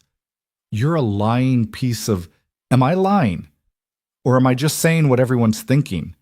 Miles's smile was cruel now, enjoying the pain he was inflicting. Poor Sarah, married to a man who couldn't provide properly, working herself to death trying to make that pathetic excuse for a ranch succeed. Is it any wonder she got sick? Is it any wonder she didn't have the strength to fight off a simple fever? "Get off my land," Caleb said, his voice shaking with barely controlled rage. "Get off my land before I do something we'll both regret." "I'll leave when I get what I came for." Miles turned back to Maribel. "Last chance, Miss Hayes. Come with me now, and we'll say no more about this unfortunate incident. Refuse, and I'll make sure everyone from here to Cheyenne knows you're a woman of questionable morals who broke a legal contract to take up with a grieving widower. You'll never find respectable work anywhere in this territory." The threat hung in the air like poison. Maribel felt the weight of it, understood the power Miles held over her reputation, her future, her very survival in this place. One word from him could destroy the fragile stability she'd built over the past 10 days. But as she stood there, feeling the sun on her face and the wind in her hair, she realized something important. She'd spent 3 years in Philadelphia being afraid of losing her room, afraid of the men in the hallways, afraid of starving, afraid of ending up on the streets. Fear had governed every choice, every decision, every moment of her life. She was done being afraid. "Then I guess you'll have plenty to talk about," she said clearly, "because I'm not going anywhere with you." Miles's face darkened with fury. "You stupid, ungrateful— That's enough," Caleb interrupted, moving to stand shoulder to shoulder with Maribel. "She said no. That's the end of it." "This isn't over," Miles hissed. "That contract is legally binding, and I will enforce it. I'll take this to the territorial court if I have to. Papa! Papa!" They all turned to see Eli running from the house, his face streaked with tears. He'd obviously been watching from the window, and the raised voices had frightened him. He ran straight to Maribel, wrapping his arms around her waist and pressing his face against her dress. "Don't let him take her, Papa," the boy sobbed. "Please don't let him take her away." Miles looked at the crying child with undisguised disgust. How touching. The replacement mother and the pathetic orphan. You're all perfect for each other, broken, desperate, clinging to whatever scraps you can find. Something in Maribel snapped. She'd endured his insults, his threats, his attempts to intimidate her, but watching him look at a grieving 8-year-old with contempt was too much. She stepped forward, putting herself between Miles and Eli, and when she spoke, her voice was cold as winter wind. "You're absolutely right about one thing, Mr. Dandridge. We are broken. Life has beaten us down and taken away the people we loved and left us struggling to survive. But that doesn't make us weak. That doesn't make us pathetic. It makes us survivors. And I'd rather be broken and honest than whole and rotten like you." For a moment, Miles just stared at her, shock written plainly on his face. Then his expression twisted into something ugly. "You'll regret this," he said softly. "Both of you. I'll make sure of it." He turned and strode to his horse, mounting in one fluid motion. Before riding away, he looked back at them, his eyes promising retribution. "This isn't over," he repeated. "Not by a long shot." They watched him ride away, his horse kicking up dust that hung in the air like a bad omen. Maribel felt Eli trembling against her, and she placed a protective hand on his head, stroking his hair gently. "Is he going to take you away?" Eli whispered. "No, sweetheart, he's not going to take me anywhere." "But he said a lot of things, most of them lies." Maribel looked at Caleb, whose face was still pale with anger. "Right?" Caleb seemed to shake himself out of a dark reverie. "Right. He can't force you to marry him, no matter what he claims about contracts. This is America, not medieval Europe. People don't own other people." "But he could make trouble for us," Maribel said quietly. "He could spread rumors, like he threatened. He could—" "Let him try," Caleb said fiercely. "Let him go to every gossip in the territory. Anyone who knows me knows what kind of man I am, and anyone who meets you will know you're not the kind of woman he tried to make you out to be." Maribel wanted to believe him, but she'd learned long ago that reputation meant everything, and truth meant nothing when people wanted to think badly of you. Still, what choice did she have? Running away would only prove Miles's accusations, would mark her as exactly the kind of woman he claimed she was. "We should go into town," Caleb said decisively. "Talk to the sheriff. Get this documented properly. If Dandridge is threatening legal action, we need to get ahead of it." "Will the sheriff listen to us?" "Tom Bradshaw is a fair man. He'll listen. And he knows Miles's reputation. This isn't the first time Dandridge has pulled something like this." They went inside, and while Caleb changed into cleaner clothes, Maribel helped Eli wash his face and calm down. The boy clung to her, still frightened by the confrontation he'd witnessed. "That man was mean," Eli said. "He said mean things about you and Papa." "Yes, he did. Some people are mean because they're angry at the world, and they want everyone else to hurt too." "Mama used to say hurt people," Maribel smiled despite the tension knotting her stomach. "Your mama was a wise woman." 20 minutes later, they were all in the wagon, heading toward Red Butte. The ride was tense, with Caleb's jaw clenched and his eyes constantly scanning the horizon, as if expecting Miles to return with reinforcements. Eli sat pressed against Maribel's side, quieter than usual, his earlier exuberance dampened by fear. The town looked the same as it had 10 days ago, dusty, small, clinging to existence in the vast prairie. But now Maribel saw it differently. This was where she'd have to fight for her right to stay, where her reputation would be made or destroyed based on who believed Miles's lies and who was willing to see the truth. The sheriff's office was a small building near the center of town, with bars on the windows and a hitching post out front. Caleb helped Maribel down from the wagon, and they went inside together, Eli staying close on her other side. Sheriff Tom Bradshaw was a man in his 50s, with iron gray hair and a weathered face that spoke of decades spent outdoors. He looked up from paperwork as they entered, and his expression shifted from mild curiosity to concern when he saw Caleb's face. "Caleb," he said, rising from his desk. "What's wrong?"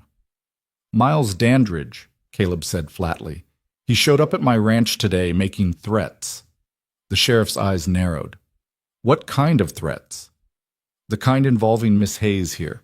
Caleb gestured to Maribel. "She was supposed to be Dandridge's mail-order bride, but he never showed up at the station when she arrived. I gave her employment at my ranch. Now he's claiming she's legally obligated to marry him and threatening to take her by force if necessary." Sheriff Bradshaw turned his attention to Maribel, studying her with eyes that missed nothing. "Is this true, ma'am?" "Yes, sir," Maribel said, keeping her voice steady. "I responded to Mr. Dandridge's advertisement and agreed to travel to Wyoming to marry him, but when I arrived, he wasn't there. Mr. Turner offered me work as his housekeeper, which I accepted.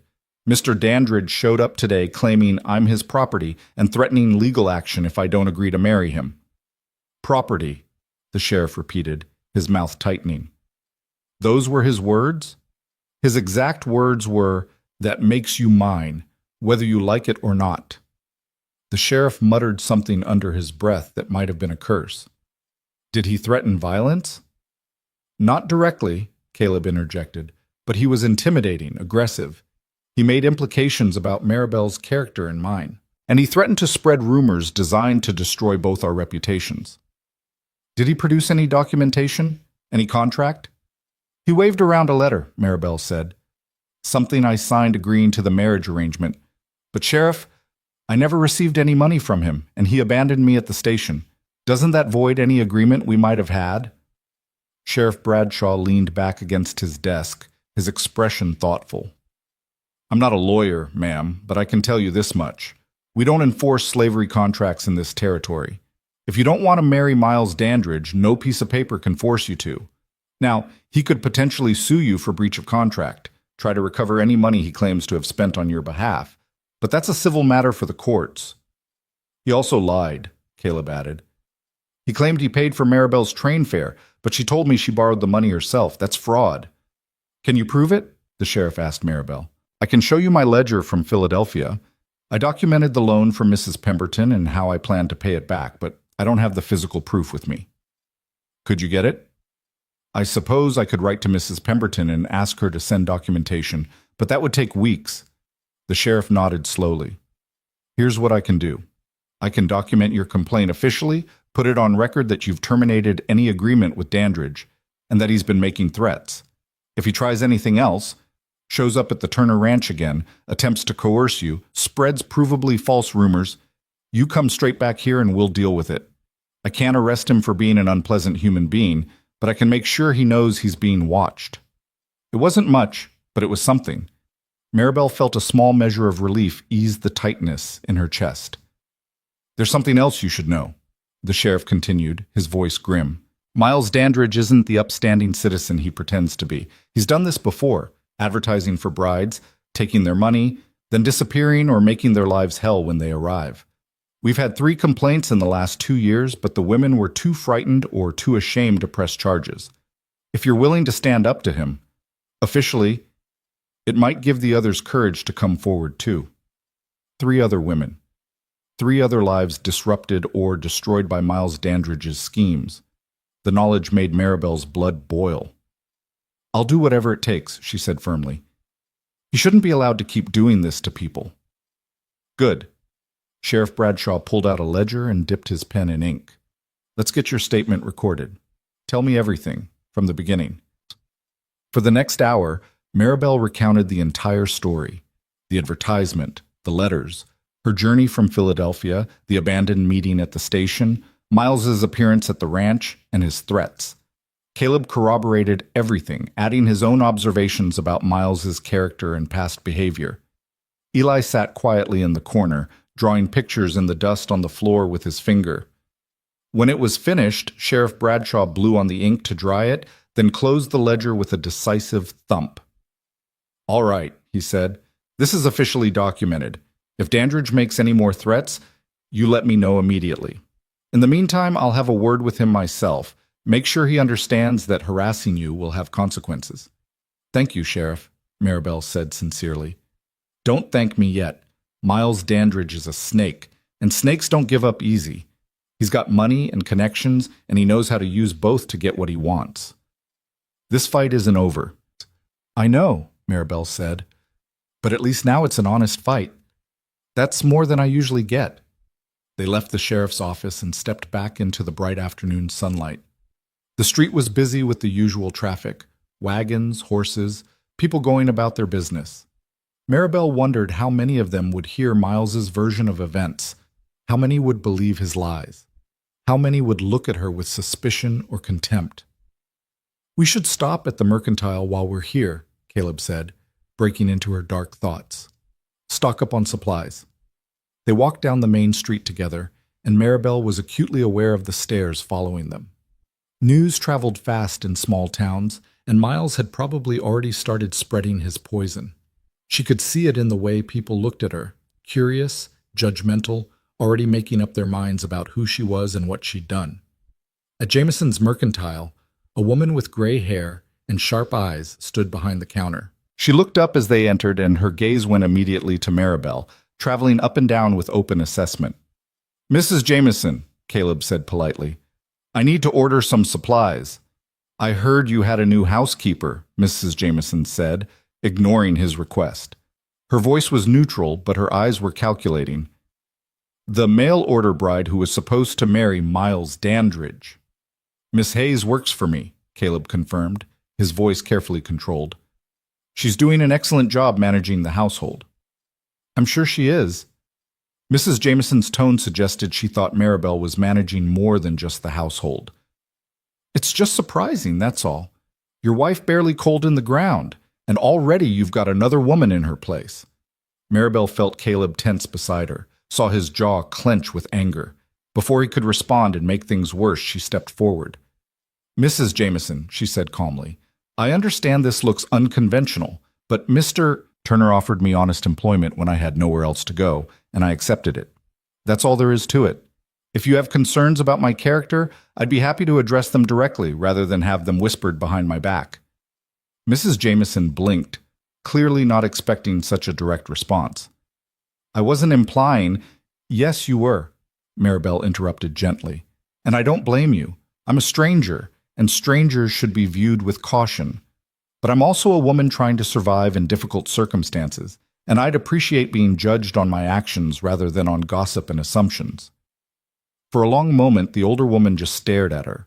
Then, surprisingly, her expression softened slightly. "Fair enough," she said. "What supplies do you need?" The tension in the room eased fractionally. They gave their order: flour, sugar, coffee, various staples, and while Mrs. Jameson assembled it, Eli wandered over to look at the candy jars on the counter. "Can I have a peppermint stick?" he asked hopefully. "May I?" Maribel corrected automatically. "And yes, if your father says it's all right." Caleb nodded, and Mrs. Jameson added a peppermint stick to their order. As she wrapped it in paper and handed it to Eli, she looked at Maribel again. "You handled Sarah's boy with natural ease," she observed, "almost like you've done it before." "I haven't," Maribel admitted. "But I remember what it was like to be a child who needed gentleness. I try to give him what I wished I'd had." Something shifted in Mrs. Jameson's expression. Respect, maybe, or a grudging approval. "Sarah was a good woman. Eli deserves someone who'll be good to him." "I agree," Maribel said simply. They loaded their supplies into the wagon and prepared to leave. As Caleb helped Maribel up onto the seat, she caught sight of a familiar figure across the street. Miles Dandridge, standing in front of the saloon, watching them with cold calculation written all over his face. Their eyes met, and Miles smiled, a slow, deliberate expression that promised nothing good. Then he tipped his hat in mocking salute and disappeared into the saloon. "He's planning something," Maribel said quietly. "I know," Caleb replied, his voice grim. "We'll deal with it when it comes." The ride back to the ranch was silent, each of them lost in their own thoughts. Eli sucked on his peppermint stick contentedly, but even his usual chatter was subdued. The confrontation with Miles had cast a shadow over all of them, a reminder that their fragile peace could be shattered at any moment. As they pulled into the ranch yard, the sun was beginning its descent toward the horizon, painting the sky in shades of orange and pink. It should have been beautiful, but all Maribel could think about was Miles Dandridge and his threats, and the battle she knew was coming. She'd made her choice. She'd stood up to him, refused his demands, aligned herself with Caleb Turner and his son. Now she would have to live with the consequences of that choice, whatever they might be. But as she climbed down from the wagon and felt Eli's small hand slip into hers, as she saw Caleb watching her with something like gratitude in his dark eyes, Maribel realized she didn't regret her decision. Not even a little. For the first time in her life, she'd chosen to fight instead of run. She'd chosen dignity over safety, honesty over convenience. She'd chosen to stand with people who needed her as much as she needed them. And if Miles Dandridge wanted a war, then by God, she'd give him one. The war came 3 days later, but not in the way Maribel expected. She was in the kitchen kneading bread dough when she heard the sound of multiple horses approaching. Through the window, she saw not just Miles Dandridge, but 5 other men riding with him, rough-looking characters with guns on their hips and expressions that promised violence. Her heart seized in her chest. "Caleb!" she called out, her voice sharp with alarm. He appeared from the barn within seconds, saw the riders, and his face went hard as stone. "Get Eli and go upstairs. Lock yourself in my room, and don't come out no matter what you hear. I'm not hiding while you—" "Maribel." He grabbed her shoulders, his dark eyes intense. "Please. If something happens to me, Eli needs you alive. Go. Now." She wanted to argue, wanted to stand beside him, but the fear in his voice convinced her. She ran to find Eli, who was feeding the chickens behind the house, and pulled him inside. "What's wrong?" the boy asked, seeing her face. "Nothing, sweetheart. We're just going to play a game. We're going to go upstairs very quietly and stay in your papa's room until he comes to get us." Eli wasn't fooled. He was too smart for that, but he went with her without protest. Maribel locked them in Caleb's bedroom and positioned herself by the window where she could see the yard below. Eli pressed against her side, trembling. Miles and his men had dismounted now, spreading out in a loose semicircle around Caleb. Even from this distance, Maribel could see the calculation in their positioning. They were surrounding him, cutting off escape routes, making a show of force designed to intimidate. She couldn't hear what was being said, but she could see Miles talking, gesturing, his face animated with false righteousness. Caleb stood his ground, arms crossed, his posture defiant despite being outnumbered. One of Miles's men, a brutish-looking character with a scar across his cheek, kept his hand on his gun, ready to draw. "What are they doing?" Eli whispered. "Talking," Maribel said, trying to keep her voice steady. "Just talking." But it wasn't just talking.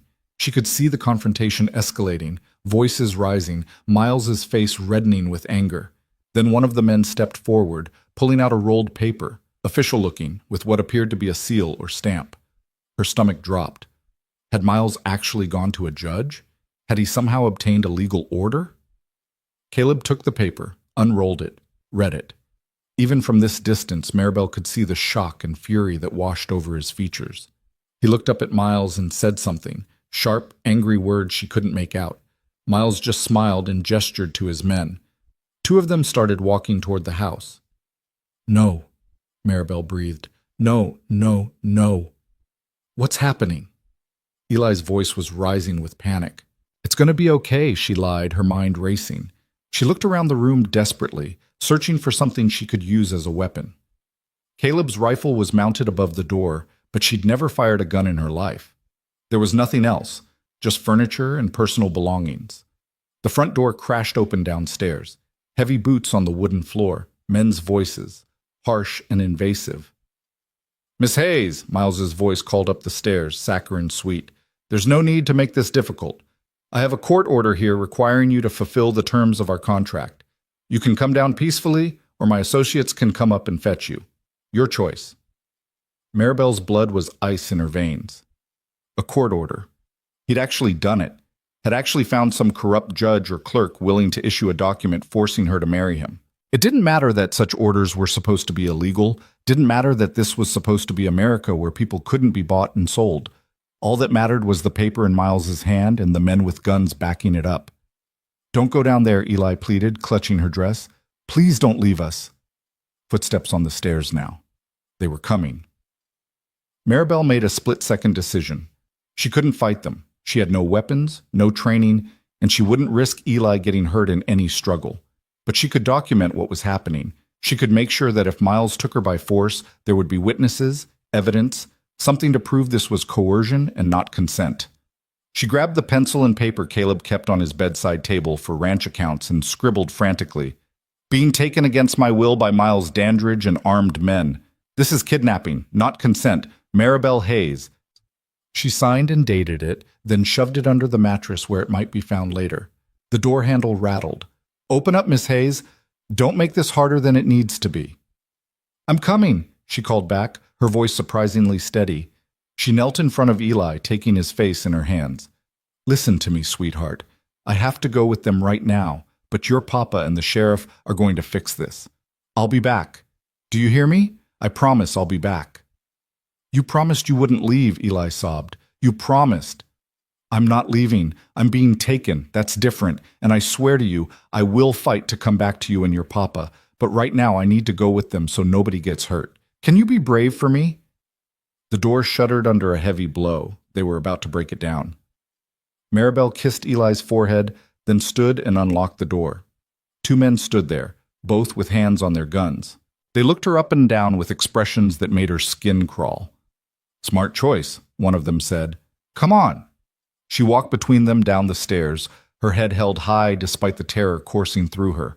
In the front room, Miles waited with a smile of triumph on his face. He held out the paper for her to see. It did indeed appear to be some kind of court document, though Maribel suspected it was either forged or obtained through bribery. "You see," Miles said pleasantly, "everything legal and proper. The judge agreed that you signed a binding contract and must fulfill its terms. We're to be married this afternoon by Reverend Matthews, with these gentlemen serving as witnesses." "This is kidnapping," Maribel said coldly. The sheriff has been informed and raised no objection. After all, I'm simply enforcing a legal contract, no crime in that." Miles extended his arm like a gentleman offering to escort a lady. "Shall we?" Maribel ignored his arm and walked past him toward the door. Outside, Caleb was being restrained by two of Miles's men, one on each arm. His face was a mask of impotent rage, blood trickling from a cut above his eye where someone had struck him. "I'll kill you for this, Dandridge," Caleb snarled. "I swear to God." "Threatening murder in front of witnesses," Miles interrupted cheerfully. "Tisk, tisk. You're not helping your case, Turner." He turned to his men. "Get her on a horse. We've wasted enough time here." One of the men grabbed Maribel's arm, fingers digging in hard enough to bruise, and started pulling her toward the horses. She stumbled, caught herself, and that's when she saw him. Eli, standing in the doorway of the house, his face streaked with tears, watching them take her away. Something broke inside Maribel then.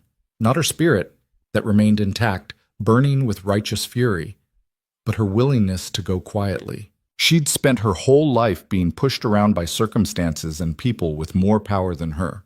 She'd accepted it because she thought she had no choice, thought survival meant submission. But looking at that little boy's devastated face, she realized some things were worth fighting for, even when you knew you'd lose. "No," she said, and ripped her arm from the man's grip. "Miss Hayes," Miles started, his voice holding a warning. "No," she repeated, louder this time.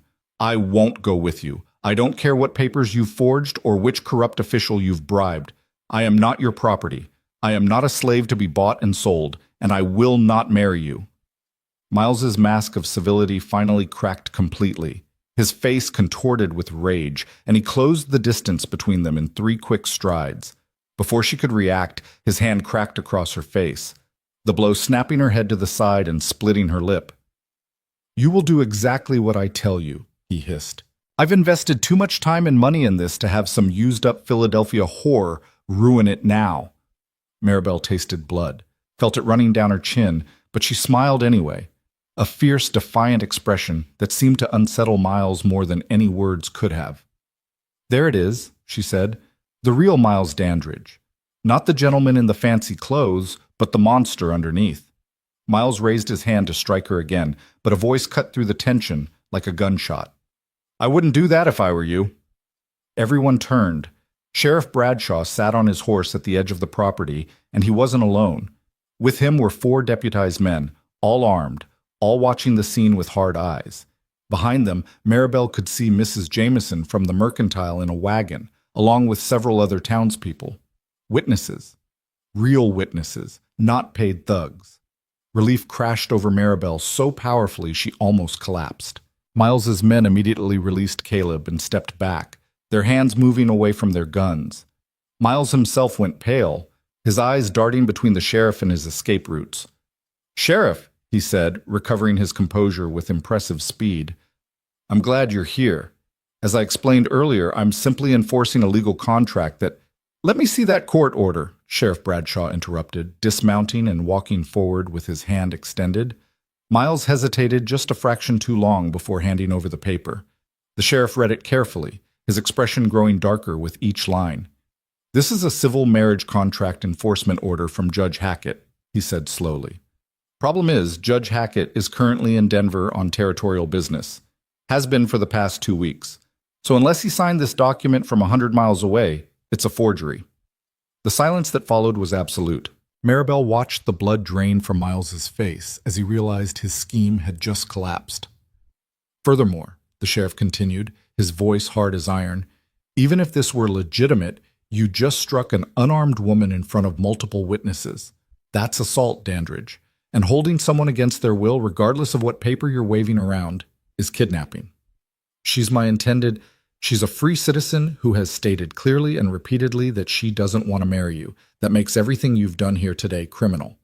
Sheriff Bradshaw turned to his deputies. Arrest him. Arrest all of them. We'll sort out charges back in town. What followed was chaos. Miles tried to run, but 2 deputies grabbed him before he'd taken 3 steps. His hired men scattered, but they were on foot. Their horses had been quietly collected by the other deputies, and they didn't get far. Within minutes, all 6 men were in handcuffs, Miles screaming about his rights and his connections and how the sheriff would regret this. Caleb, finally free, rushed to Maribel. His hands hovered over her face, taking in the split lip and the bruise already forming on her cheek. Are you all right? His voice was rough with emotion. I'm fine, she said, though she was shaking now that the immediate danger had passed. How did the sheriff know to come? Eli, Caleb said, and Maribel turned to see the boy running across the yard toward them. When they took you downstairs, he climbed out the window, jumped onto the porch roof, and ran for help. He made it to the Johnson ranch in record time, and they rode straight to town to get the sheriff. Maribel dropped to her knees as Eli reached her, catching him in her arms and holding him tight. You brave, brilliant boy, she whispered into his hair. You saved me. I told you, Eli said, his voice muffled against her shoulder. I told you nobody was going to take you away from us. Over Eli's head, Maribel met Caleb's eyes, and what she saw there made her breath catch. It wasn't just gratitude or relief, it was something deeper, more complex, a recognition of shared trauma, shared survival, shared determination to protect what they'd built together. Miss Hayes? Mrs. Jameson had climbed down from her wagon and was approaching with several other women from town. We came as soon as we heard what Dandridge was attempting. Nobody in Red Butte holds with forcing women into marriage, no matter what papers might say. Maribel stood, still holding Eli's hand. You came to help me? We came to help justice, Mrs. Jameson corrected, but her eyes were kind. Miles Dandridge has been terrorizing women in this territory for too long. It's past time someone stood up to him, and past time the rest of us supported that someone instead of looking the other way. Sheriff Bradshaw finished securing his prisoners and walked over to their group. Miss Hayes, I'll need a full statement from you when you're ready. Caleb too, and young Eli here. He looked at the boy with genuine respect. That was quick thinking, son. You probably saved Miss Hayes' life today. Is he going to jail? Eli asked, pointing at Miles, who was being loaded into a wagon with his hands bound. He's going to jail for a long time, if I have anything to say about it, the sheriff confirmed. Assault, attempted kidnapping, forgery of legal documents, and I suspect once we dig deeper, we'll find evidence of fraud related to those other mail-order bride schemes. Miles Dandridge's days of hurting people are over. As if summoned by the mention of his name, Miles twisted in his captor's grip to look back at them. His face was twisted with hatred, all pretense of civility abandoned. This isn't over, he shouted. You hear me, Turner? I'll get out, and when I do, I'll take everything from you. Your ranch, your son, your whore housekeeper. One of the deputies slapped a hand over Miles's mouth, cutting off the rest of his vitriol. They shoved him into the wagon and secured the gate behind him.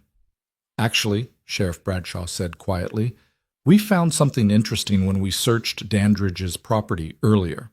Letters from at least 7 different women, all responding to his marriage advertisements, and receipts for money transfers, substantial amounts, that he claimed were for wedding preparations but were actually going into his personal accounts. We also found property deeds that don't belong to him. It appears Mr. Dandridge has been running a rather elaborate fraud operation for years. Maribel's head spun. 7 women. 7 other lives disrupted or destroyed by Miles's schemes. Will they testify? If we can find them, yes. And with your willingness to press charges, we finally have a victim who's brave enough to stand up in court. The sheriff's expression was grim. This is going to be a long legal battle, Miss Hayes. Dandridge has money and connections, like I said. His lawyer will try every trick to get him off or reduce charges. Are you prepared for that? Maribel thought about running, about disappearing into another territory, another town, another identity where Miles Dandridge couldn't reach her. It would be easier, safer, simpler. Then she felt Eli's hand in hers, felt Caleb's presence solid and steady beside her, saw Mrs. Jameson and the other townswomen watching her with expressions of hope and determination. She thought about those 7 other women and all the future victims Miles would claim if someone didn't stop him. I'm prepared, she said clearly. I'll testify to everything. I'll stand up in court and tell the truth, no matter how long it takes. Sheriff Bradshaw smiled. A real smile, not the grim professional expression he'd worn before. Good. That's real good. Wyoming needs more women like you, Miss Hayes. The crowd began to disperse, the drama over, people heading back to their normal lives. The sheriff and his deputies prepared to transport the prisoners to town. Mrs. Jameson approached Maribel one more time before leaving. I misjudged you when you first arrived, the older woman said. I'm woman enough to admit when I'm wrong. You're not what I thought you were. What did you think I was? Desperate, opportunistic, someone looking to take advantage of a grieving widower. Mrs. Jameson paused. But I was wrong. You're just someone trying to survive with dignity, same as the rest of us, and you've got more courage than most. After she left, Maribel finally allowed herself to lean against Caleb, suddenly exhausted. He wrapped an arm around her shoulders, steadying her, and she felt Eli press against her other side. Let's get you inside, Caleb said gently. We need to tend to that lip and make sure you're really okay. They walked back to the house together, and Maribel was struck by how different it looked from when Miles's men had invaded it just an hour ago. It was still the same building, same porch, same weathered wood, but now it felt like a fortress that had withstood a siege, like home. Inside, Caleb sat her down at the kitchen table and brought water and clean cloth. He dabbed at her split lip with surprising gentleness for such rough hands, his face close to hers, his dark eyes full of concern. I should have protected you better, he said quietly. Should have seen this coming, should have been prepared. You were being held by armed men, Maribel interrupted. What exactly were you supposed to do? Something, anything. I couldn't stand there watching him hurt you and not being able to stop it. But we did stop it. Together. With help from people we didn't even know cared. She winced as he touched a particularly tender spot. That's what matters. Eli had been sitting silently at the table, watching them, but now he spoke up. Are you really going to stay? Even after all that? Maribel looked at the boy's hopeful, frightened face, then at Caleb's careful expression, and realized they were both asking the same question in different ways. They were asking if she was going to run when things got hard, if she was going to abandon them the way Sarah had been forced to abandon them through death. I'm really going to stay, she said firmly. Miles Dandridge couldn't force me to leave. What makes you think anything else could? Relief washed over both their faces, father and son so similar in that moment, both of them wanting so desperately to believe but afraid to hope. But we need to talk, Maribel continued, looking at Caleb. About the trial, about what's going to happen, about how this is going to look when people find out I'm testifying against a man I was supposed to marry. It's going to look like you're brave, Caleb said. It's going to look like you're doing the right thing. It's also going to look like I'm living with a man I'm not married to, like we're... She struggled for a delicate way to phrase it with Eli present. Like our arrangement is improper. Then we'll make it proper, Caleb said, and before Maribel could ask what he meant, he continued. I'll build you a separate cabin. Small place, just one room, but enough to give you independence. You can sleep there, have your own space. It'll show everyone this is purely a business arrangement. It was a generous offer, a way to protect her reputation and his own. But as Maribel looked around the kitchen, at the table where they shared meals, at the window where she'd stood watching the sunrise, at the doorway where Eli had run to her crying, she realized she didn't want a separate cabin. She didn't want independence and distance and carefully maintained boundaries. She wanted this messy, complicated, unconventional family they'd accidentally created. That's kind, she said slowly. But I don't think that's the solution. Caleb frowned. Then what do you suggest? Because I won't have people saying things about you that aren't true. I won't have your reputation destroyed because you had the misfortune of needing help. Maribel took a deep breath, hardly believing what she was about to propose. What if we made the arrangement even more proper? What if we got married? The silence that followed was deafening. Caleb stared at her as if she'd suggested they fly to the moon. Eli's eyes went wide as saucers. Married, Caleb repeated slowly. A marriage of convenience, Maribel clarified quickly. Purely practical. You need someone to help with Eli in the house. I need legal protection and a place to stay. Marriage would solve both problems and silence any gossip. She was speaking fast now, trying to convince herself as much as him. We could maintain separate rooms, live as friends, and business partners. Nothing would have to change except the legal status. You want to marry me, Caleb said, still sounding stunned. After you just escaped being forced to marry someone else, your solution is to marry me instead? Put that way, it did sound insane. But Maribel had learned to trust her instincts about people, and everything in her insisted that Caleb Turner was nothing like Miles Dandridge. Where Miles had been false charm and hidden cruelty, Caleb was rough honesty and hidden kindness. Where Miles had tried to control and possess, Caleb had offered freedom and respect. Yes, she said simply. I want to marry you, if you'll have me. You'd really be my mama? Eli asked, his voice trembling with hope. For real? And forever? For real? And forever, Maribel confirmed, then looked back at Caleb. But only if your father agrees. This would be his decision as much as mine. Caleb stood abruptly and walked to the window, staring out at the prairie. Maribel watched his shoulders rise and fall with deep breaths, watched him struggle with something she couldn't see. When he finally turned back, his expression was raw and vulnerable. I loved Sarah, he said quietly. Loved her with everything I had. When she died, I thought that was it for me. One great love in a lifetime, and then just existence afterward. I never thought about marrying again, never wanted to, and now you're suggesting we marry for convenience, for protection, for practical reasons. He paused. Doesn't that seem wrong somehow? Doesn't that dishonor what marriage is supposed to be? I don't know what marriage is supposed to be, Maribel admitted. I only know what it could be for us. A partnership between two people who respect each other, who need each other, who've both learned that life doesn't give you perfect solutions. You loved Sarah, and that's beautiful.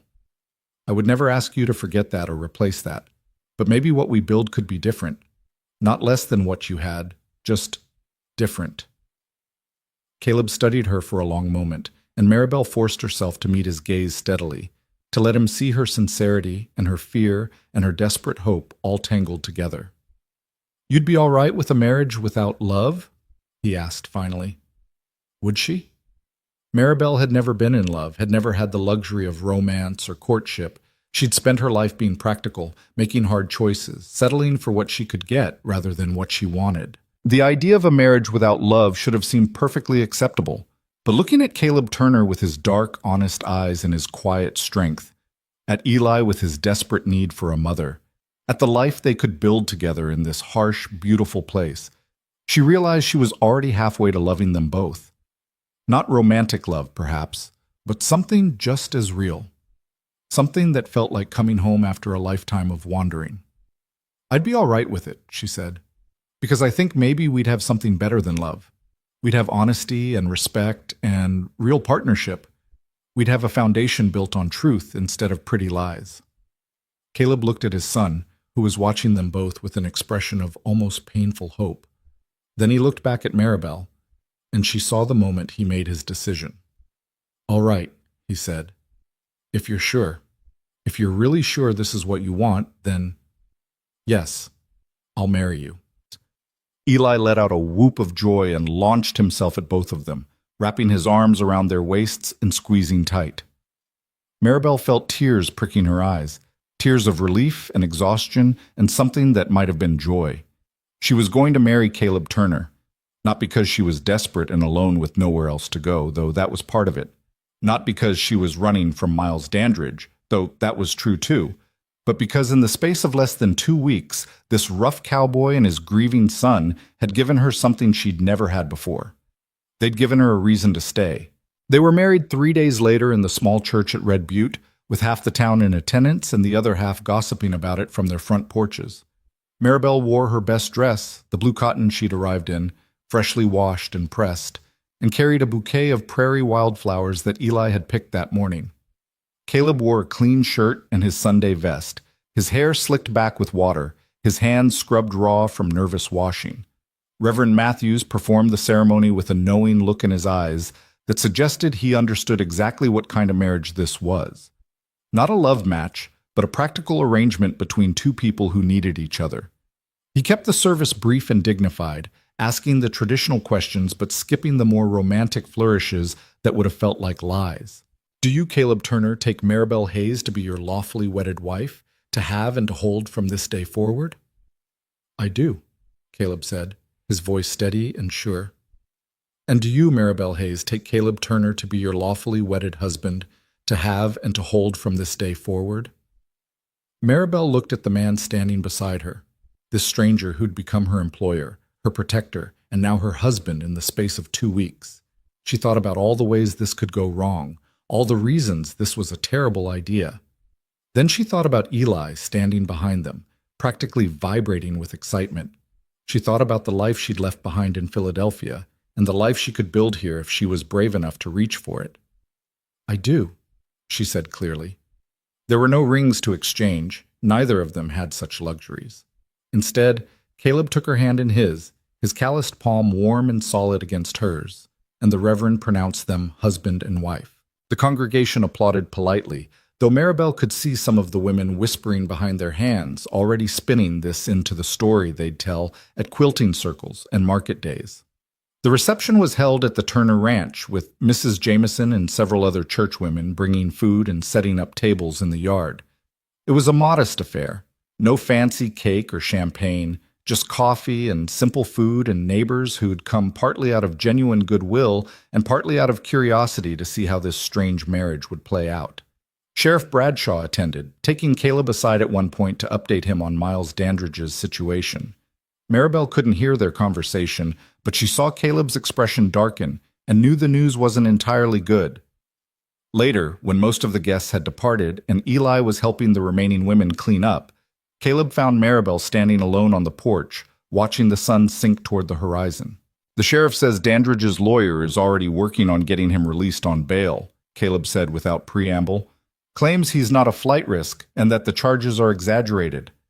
Maribel's stomach clenched, but she kept her voice steady. Will they grant it? Bradshaw thinks they might. Dandridge has connections, money to throw around. He could be out within the week. Caleb leaned against the porch railing beside her. But there's more.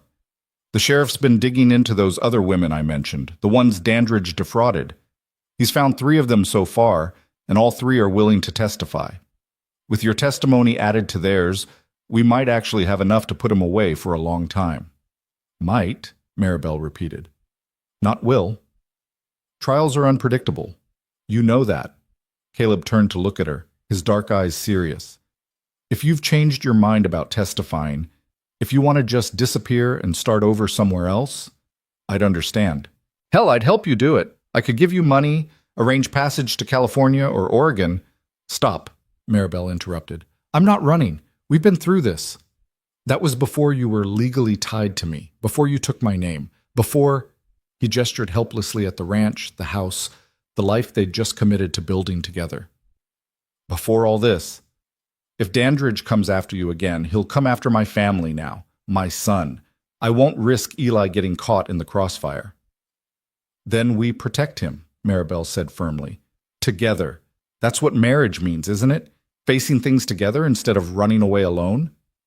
Caleb studied her face for a long moment, as if trying to memorize her features. You're the bravest person I've ever met. You know that. Braver than any soldier, any cowboy. Sarah was brave too, but in a different way. She was brave in the way women are when they make a home in a hard place and raise children and keep going day after day. But you're brave in the way warriors are. The kind that doesn't back down even when backing down would be smarter. The comparison to Sarah should have made Maribel uncomfortable, but instead she felt honored. She knew Caleb wasn't trying to replace his first wife with her, wasn't trying to pretend they were the same. He was simply acknowledging that there were different kinds of strength, different ways of being brave. Sarah would have liked you, Caleb continued quietly. She always said the world needed more women who refused to be pushed around, more women who stood up and fought back. I wish I could have known her, Maribel said honestly. From everything I've heard, she was remarkable. She was, and so are you, just in different ways. Caleb straightened, his expression becoming businesslike, as if the emotional conversation had made him uncomfortable. Speaking of which, we should probably discuss the sleeping arrangements. I meant what I said about building you a separate cabin if you want one, but for now you can keep the spare room. I'll stay in my room, Eli in his. We'll maintain separate spaces. Very proper, Maribel agreed, though something in her chest felt oddly disappointed, which was ridiculous. This was exactly the arrangement they'd agreed to. A marriage of convenience, nothing more. Should we establish other rules about how we'll manage the household, how we'll make decisions? I suppose we should, though I'm not much good at rules and formality. On the ranch, I'm used to just doing what needs doing without a lot of planning. Then maybe we keep it simple. We both contribute what we can. You handle the ranch work, I handle the house, and Eli's care. We make major decisions together. We respect each other's privacy, and we're honest with each other, even when honesty is uncomfortable. Especially when it's uncomfortable, Caleb amended. I won't have lies between us, Maribel. I've had enough of lies and secrets to last a lifetime. They shook hands solemnly, sealing their businesslike agreement, and Maribel tried to ignore how warm his hand felt in hers, how the simple touch sent unexpected warmth through her body. This was a practical arrangement, she reminded herself sternly. She could not afford to complicate it with feelings that weren't supposed to be part of the bargain. The next 2 weeks fell into a new rhythm, similar to before but subtly different now that Maribel carried Caleb's name. She was Mrs. Turner now, a respectable married woman instead of a questionable housekeeper. The change in how people treated her was immediate and stark. Women who'd looked at her with suspicion now greeted her warmly at church. Men who'd been overly familiar now kept a respectful distance. Even Mrs. Jameson, who'd softened toward Maribel before the wedding, now treated her as a genuine member of the community rather than a temporary interloper. But the change went deeper than social acceptance. Eli started calling her mama naturally, without the painful hesitation he'd shown before. Caleb consulted her on ranch decisions, asking her opinion on which calves to sell and whether they should plant winter wheat in the north field. They worked together with increasing ease, anticipating each other's needs, falling into patterns of cooperation that felt almost choreographed. And at night, alone in her room, Maribel lay awake listening to the sounds of the house and wondering what it would be like if this marriage were real in every sense. She'd catch herself watching Caleb during meals, noticing the way his hands moved when he talked, the rare smile that transformed his serious face, the gentleness he showed Eli despite his rough exterior. She'd imagine what it would feel like to have those hands touch her, not in casual passing, but with intention, with desire, with the intimacy that husbands and wives were supposed to share. Then she'd remind herself that such thoughts were dangerous and foolish. Caleb had loved Sarah completely, and Maribel was just a convenient solution to his practical problems. She should be grateful for what she had: safety, security, purpose, belonging, instead of yearning for something that was never part of their agreement. The summons came on a Tuesday morning, delivered by a nervous young clerk from the territorial courthouse. Miles Dandridge's trial was scheduled to begin in 2 weeks, and Maribel's presence was required as a witness for the prosecution. The letter was formal and impersonal, but Maribel could read between the lines. This was her chance to tell her story publicly, to help ensure Miles faced justice for his crimes. It was also her chance to be publicly humiliated, called a liar, have her character torn apart by Miles's expensive lawyers.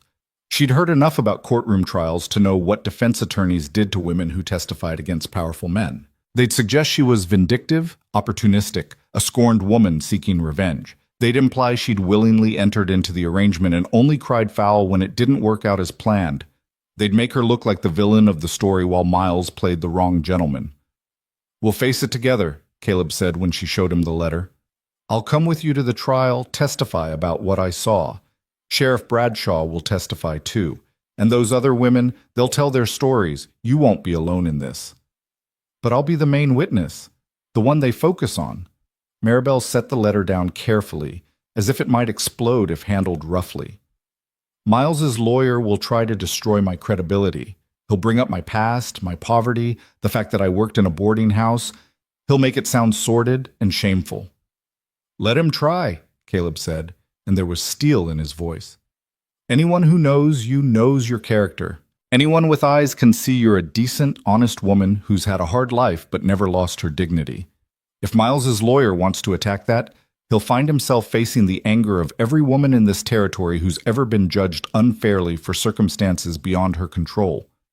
Maribel wanted to believe him, wanted to think that truth and justice would prevail. But she'd lived too long in the real world to have such faith. The powerful almost always won. Men like Miles Dandridge almost always got away with their crimes because they had money and connections and lawyers who knew how to twist the law to their advantage. But she'd stand up anyway. She'd tell her truth anyway. Because the alternative, letting Miles hurt other women, letting him continue his fraudulent schemes, was unacceptable. The 2 weeks before the trial passed in a blur of preparation. The prosecutor, a serious young man named James Whitmore, came to the ranch 3 times to go over Maribel's testimony, asking her detailed questions about every interaction with Miles, every letter he'd sent, every promise he'd made. He was thorough and professional, but Maribel could see the doubt in his eyes. He didn't think they could win. Dandridge's lawyer is Albert Cunningham, Whitmore explained during their final meeting. He's one of the best defense attorneys in the territory. Expensive, ruthless, and very good at making witnesses look unreliable. He'll attack your credibility, Mrs. Turner. He'll try to make the jury believe you're a gold digger who targeted Mr. Dandridge, and then, when he rejected you, you sought revenge by inventing charges against him. But I didn't target him. He advertised for a bride, I responded. He's the one who initiated everything. I know that. You know that. But Cunningham will suggest you misrepresented yourself in your letters, that you lied about your circumstances to make yourself more appealing, that you were essentially trying to defraud Mr. Dandridge. Then, when he discovered your deception and refused to marry you, you concocted this entire story to punish him. The injustice of it made Maribel's blood boil. So no matter what I say, no matter what the truth is, he'll find a way to make me look like the villain? He'll try, Whitmore confirmed. That's why we need to be prepared. We need you to stay calm, answer questions directly. Don't get defensive or emotional. The moment you lose your temper or start crying, Cunningham will use it against you. He'll say you're unstable, overly emotional, unreliable. In other words, be perfect, Maribel said bitterly. Don't show any human reaction to being called a liar and a whore in front of a courtroom full of strangers. Whitmore had the grace to look uncomfortable. I know it's not fair, but that's the reality of trials like this. The victim is often put on trial along with the accused. After he left, Maribel stood on the porch and stared at the prairie, feeling the weight of what was coming settle over her like a physical burden. She'd thought escaping Miles at the train station was the end of her ordeal. Instead, it had just been the beginning. Caleb found her there an hour later, still standing in the same spot, lost in dark thoughts. You don't have to do this, he said quietly. I know I said you should testify. But if it's too much, if it's going to hurt you more than it'll help, we can find another way. What other way? Let Miles go free? Let him hurt other women? We could leave, take Eli, go to California or Oregon, start over somewhere Miles Dandridge's reach doesn't extend. I've got some money saved. Not much, but enough to get us settled somewhere new. The offer was tempting. God, it was so tempting. To just run away from all of this. To start fresh in a place where no one knew her story or judged her choices. To build a life with Caleb and Eli somewhere clean and new. But running would mean Miles won. It would mean all those other women got no justice. It would mean teaching Eli that when things got hard, the solution was to flee instead of fight. No, Maribel said firmly. I'm seeing this through. I'll go to that courthouse, I'll sit in that witness chair, and I'll tell the truth. Whatever happens after that, at least I'll know I didn't run. Caleb moved to stand beside her, close enough that their shoulders almost touched. You're sure? I'm terrified, she admitted. But I'm sure. He reached out and took her hand, not a casual touch, but a deliberate gesture of support and solidarity. His palm was warm and rough against hers, and Maribel felt something shift between them, some invisible boundary being crossed. Then I'll be there with you, Caleb said. Every minute of that trial. You won't face it alone.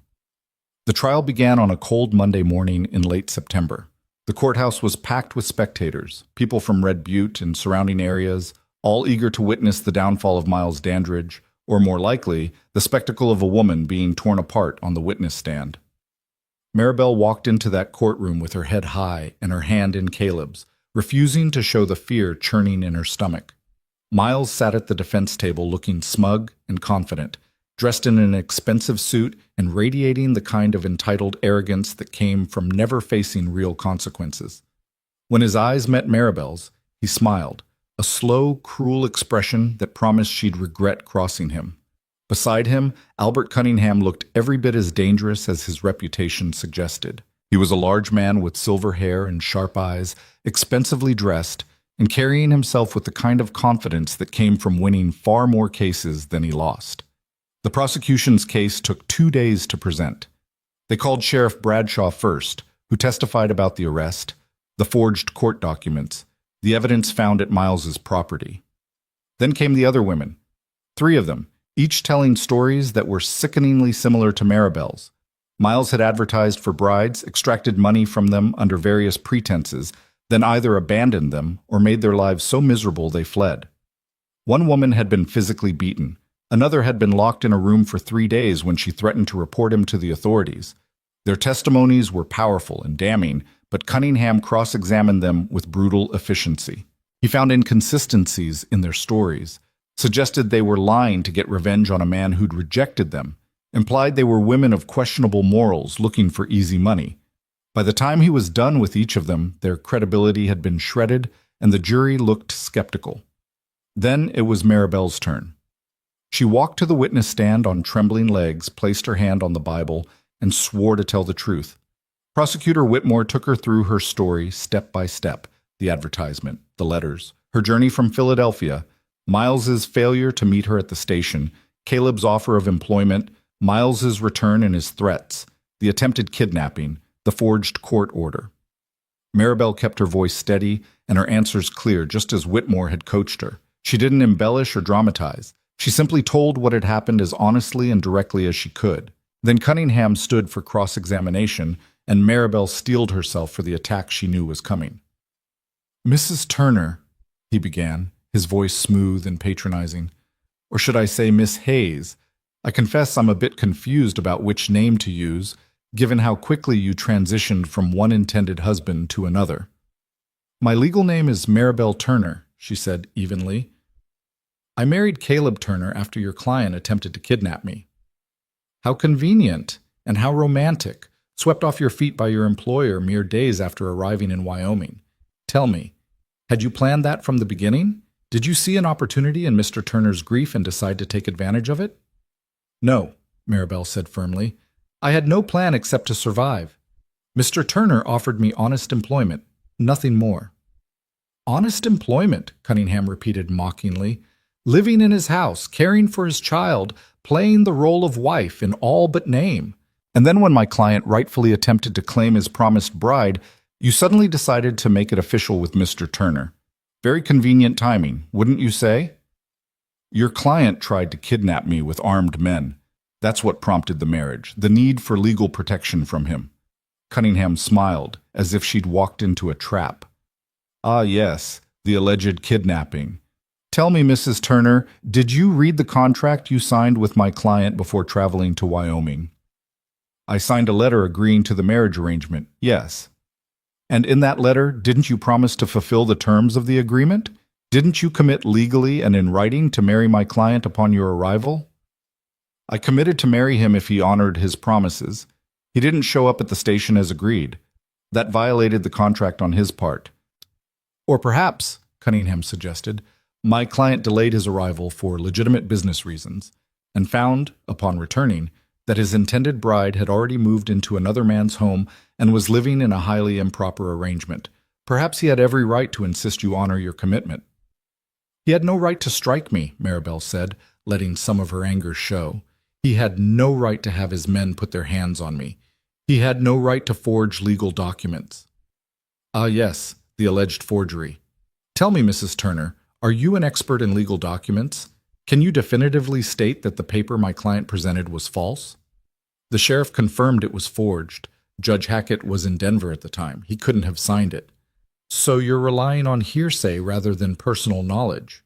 Interesting. Cunningham turned to address the jury.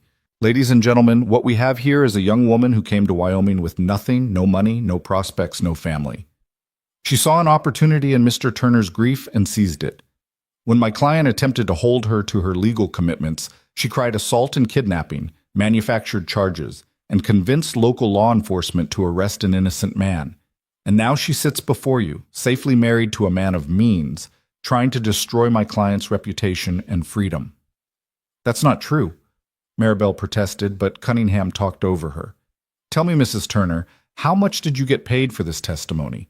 What did the prosecutor promise you? What did Mr. Turner promise you? Nothing. I was paid nothing. I'm testifying because what happened was wrong. Or because you need to justify your own actions, because you need to make yourself the victim instead of the opportunistic fraud you really are. That's enough, Judge Harrison interrupted, banging his gavel. Mr. Cunningham, you will address the witness with respect, or I will hold you in contempt. My apologies, Your Honor, Cunningham said smoothly, not sounding apologetic at all. I have no further questions for this witness. Maribel stepped down from the witness stand on shaking legs and walked back to where Caleb waited. He stood and pulled her into his arms immediately, right there in the courthouse. Propriety be damned. She buried her face in his shoulder and fought back tears of anger and humiliation. You did good, he whispered. You told the truth. That's all you could do.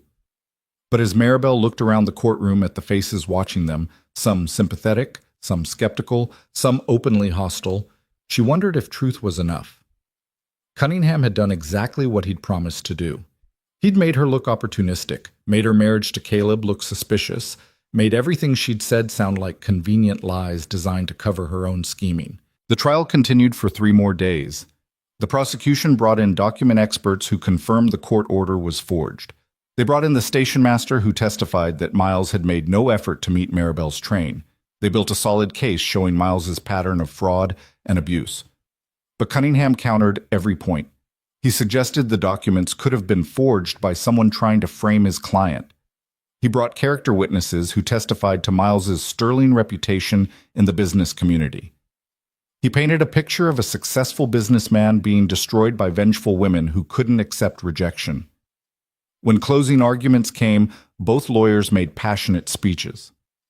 Whitmore emphasized the courage of the women who'd testified, the clear evidence of Miles's crimes, the need to protect future victims. Cunningham focused on reasonable doubt, on the possibility that this was all an elaborate conspiracy by women with ulterior motives. The jury deliberated for 6 hours. Maribel spent those hours in a small room off the courthouse, pacing like a caged animal, while Caleb watched helplessly and Eli clung to her skirts. When the bailiff finally came to summon them back to the courtroom, Maribel's heart was pounding so hard she thought it might burst from her chest. The jury filed back in, their faces carefully neutral. Judge Harrison called for order, and the foreman stood to deliver the verdict. In the matter of the Territory versus Miles Dandridge, on the charge of assault, we find the defendant guilty. Maribel's knees went weak. Guilty. They'd believed her about the assault. On the charge of attempted kidnapping, we find the defendant guilty. On the charge of forgery of legal documents, we find the defendant guilty. On the charge of fraud, we find the defendant guilty. Guilty. Guilty on every count. The jury had seen through Cunningham's smoke and mirrors. They'd believed the women. They'd believed her. Miles's face went white, then red with rage. He surged to his feet, shouting something about corruption and injustice. But the bailiffs were already moving to restrain him. Cunningham tried to maintain his composure, already calling for appeal, but the damage was done. Miles Dandridge had been convicted. Judge Harrison banged his gavel for order, then addressed the defendant. Mr. Dandridge, You have been found guilty of serious crimes against multiple women. You used fraud and intimidation to prey on vulnerable people seeking honest new starts. You forged legal documents and used violence to enforce your will. The court sentences you to 10 years in the territorial prison, with no possibility of parole for the first 5 years. 10 years. Maribel felt tears streaming down her face. Tears of relief, of vindication, of fierce joy that justice had actually prevailed for once. Caleb's arm came around her shoulders, and Eli pressed against her side, and for a moment they stood there in the courthouse surrounded by chaos, holding each other tight. Miles was being dragged from the courtroom, still shouting threats, his face twisted with hatred. As he passed their section, his eyes locked on Maribel's one final time. "This isn't over," he snarled. "I'll get out eventually, and when you do, you'll be an old man," Sheriff Bradshaw interrupted, peering beside them. "And these folks will still be here, living their lives, having forgotten you ever existed. That's the real punishment, Dandridge, not the years in prison, but the fact that you'll be forgotten while they go on to build something real." The words hit Miles harder than any physical blow could have. His face crumpled, and then he was gone, dragged through the courthouse doors to the prison wagon waiting outside. In the aftermath of the trial, life at the Turner Ranch settled into something resembling normalcy. The notoriety faded as other scandals and stories captured the territory's attention. Maribel and Caleb fell back into their routines, him working the ranch, her managing the house, both of them raising Eli together in the odd partnership their marriage had become. But something had changed during the trial. Some barrier had broken down when Caleb held her in the courthouse. When he'd stood beside her through every minute of her testimony, when he'd looked at her with such fierce pride after the verdict was read. They were still maintaining separate bedrooms, still operating under the terms of their practical arrangement, but the emotional distance they'd carefully maintained was eroding. Maribel would catch Caleb watching her sometimes, his expression unguarded, and she'd see something in his eyes that looked suspiciously like affection. More than affection, something deeper, warmer, more dangerous. And she knew her own expression probably showed the same thing when she looked at him. They were falling in love, slowly and inevitably, despite all their careful plans to keep this marriage purely practical. It came to a head one evening in late October. Eli had gone to bed early, exhausted from a day spent helping with the harvest. Maribel was washing dishes, and Caleb was sitting at the table supposedly reviewing ranch accounts, but mostly just watching her work. "Can I ask you something?" he said finally. "Of course. Are you happy? Here, I mean. With this life we've built?" Maribel set down the dish she'd been washing and turned to face him. "Yes," she said honestly. "Happier than I ever expected to be. Even though this isn't what you planned? Even though you're married to a man you barely know, living on a ranch in the middle of nowhere?" "Especially because of those things," Maribel said. "Everything I planned for myself fell apart, Caleb. Every dream I had crashed and burned. But what I found here, what we built together, is better than anything I could have planned." He stood and crossed to where she stood by the sink, close enough that she could feel the warmth radiating from his body. "I think I'm falling in love with you," he said quietly. "I didn't plan to. Didn't think I could after Sarah. But somewhere between the train station and the courthouse, between all the meals and conversations and ordinary moments, I fell in love with my practical, convenient wife." Maribel's heart was pounding so hard she was sure he could hear it. "Caleb, you don't have to say anything. I know this wasn't part of our agreement. I know you married me for protection and stability, not for romance. I just wanted you to know that for me, this stopped being a convenient arrangement a long time ago." "You think I don't feel the same?" Maribel asked, her voice barely above a whisper. "You think I haven't been falling in love with you too? With the way you care for Eli, the way you work yourself to exhaustion every day, the way you stood beside me in that courthouse like you'd fight the whole world to protect me." Hope flared in Caleb's dark eyes. "You love me?" "I love you," she confirmed. "I didn't mean to. I tried not to, but I do." He reached up and cupped her face in his rough, scarred hands, the hands of a man who built things and fixed things and made a life from harsh land. "Can I kiss you?" he asked. "I've wanted to for weeks now, but I didn't want to push, didn't want to make you uncomfortable. In answer, Maribel rose on her toes and pressed her lips to his. The kiss was gentle at first, tentative, as if they were both afraid of breaking this fragile new thing between them.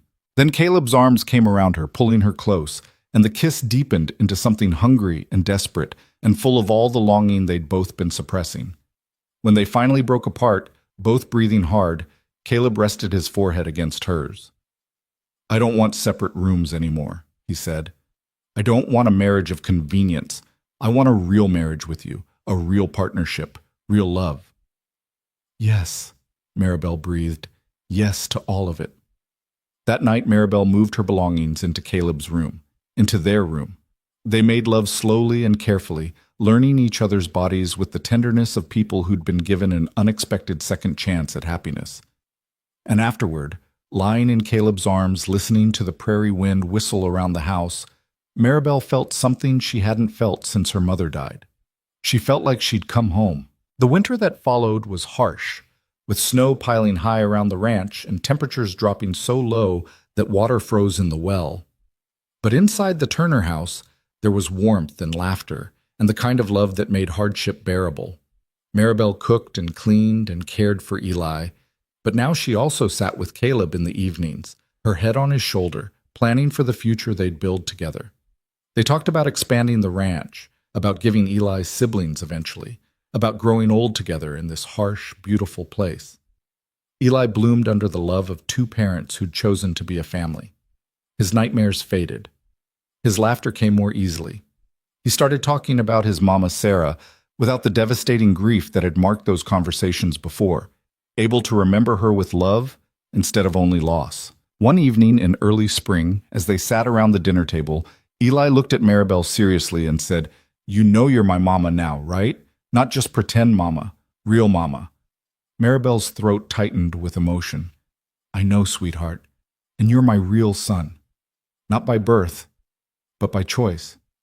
And that's just as real.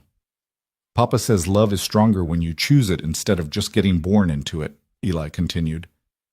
"He says you and him chose to love each other, and that's special." "Your papa's a very wise man," Maribel said, meeting Caleb's eyes across the table and seeing her own happiness reflected back at her. "Does that mean I can have a baby brother or sister soon?" Eli asked hopefully. "Tommy Johnson's mama just had twins, and he says they're fun even though they cry a lot." Caleb nearly choked on his coffee, and Maribel felt her face heat with a blush. But she couldn't help laughing at Eli's innocent enthusiasm. "We'll see," she said, the same answer mothers had been giving curious children since the beginning of time. "But whether you get siblings or not, you're stuck with your papa and me forever. We're a family now, and nothing's going to change that." Eli grinned, satisfied with that answer, and went back to eating his dinner. Over his head, Caleb reached across the table and took Maribel's hand, squeezing gently.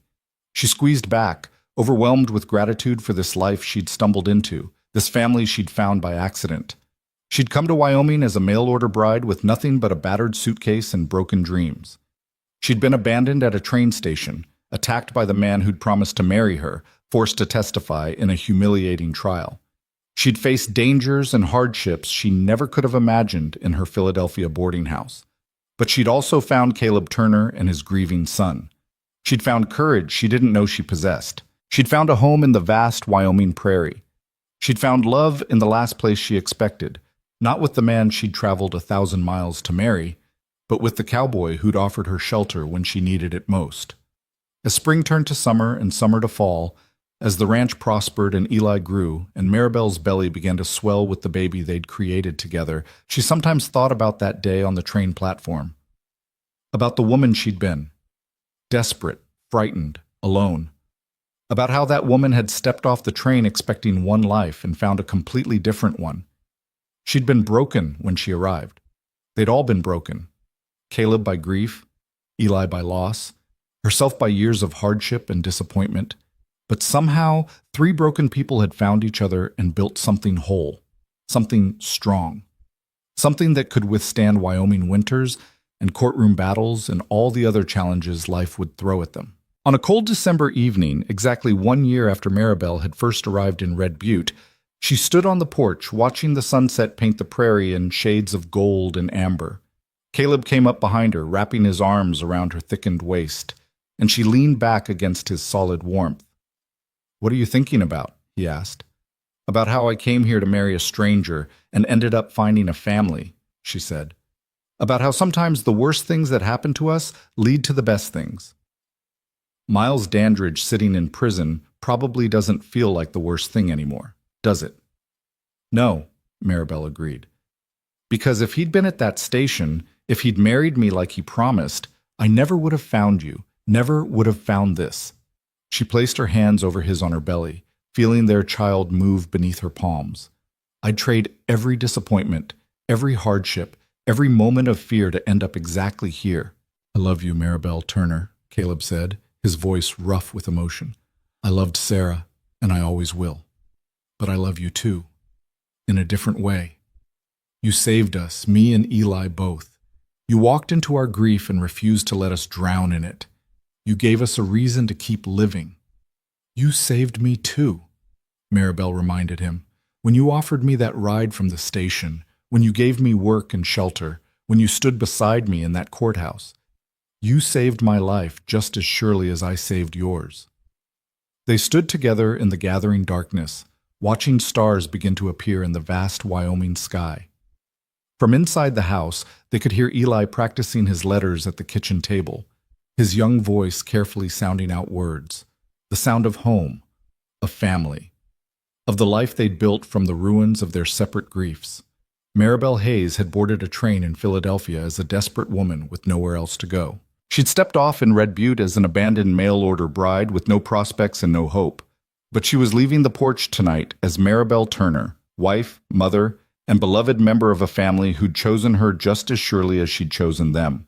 And as Caleb led her back inside to warmth and light and the sound of their son's laughter, Maribel realized that sometimes the best love stories weren't the ones that went according to plan. Sometimes the best stories were the ones where everything fell apart, where you lost your way and found yourself in the last place you expected. Sometimes the best stories began with a boy running across a train platform, calling a stranger mama, with a cowboy who saw past desperation to the strength beneath, with a woman who learned to fight instead of run, to hope instead of hide, to love instead of merely survive. This was her story now, not the one she'd planned, but the one she'd earned, and it was more beautiful than anything she could have imagined.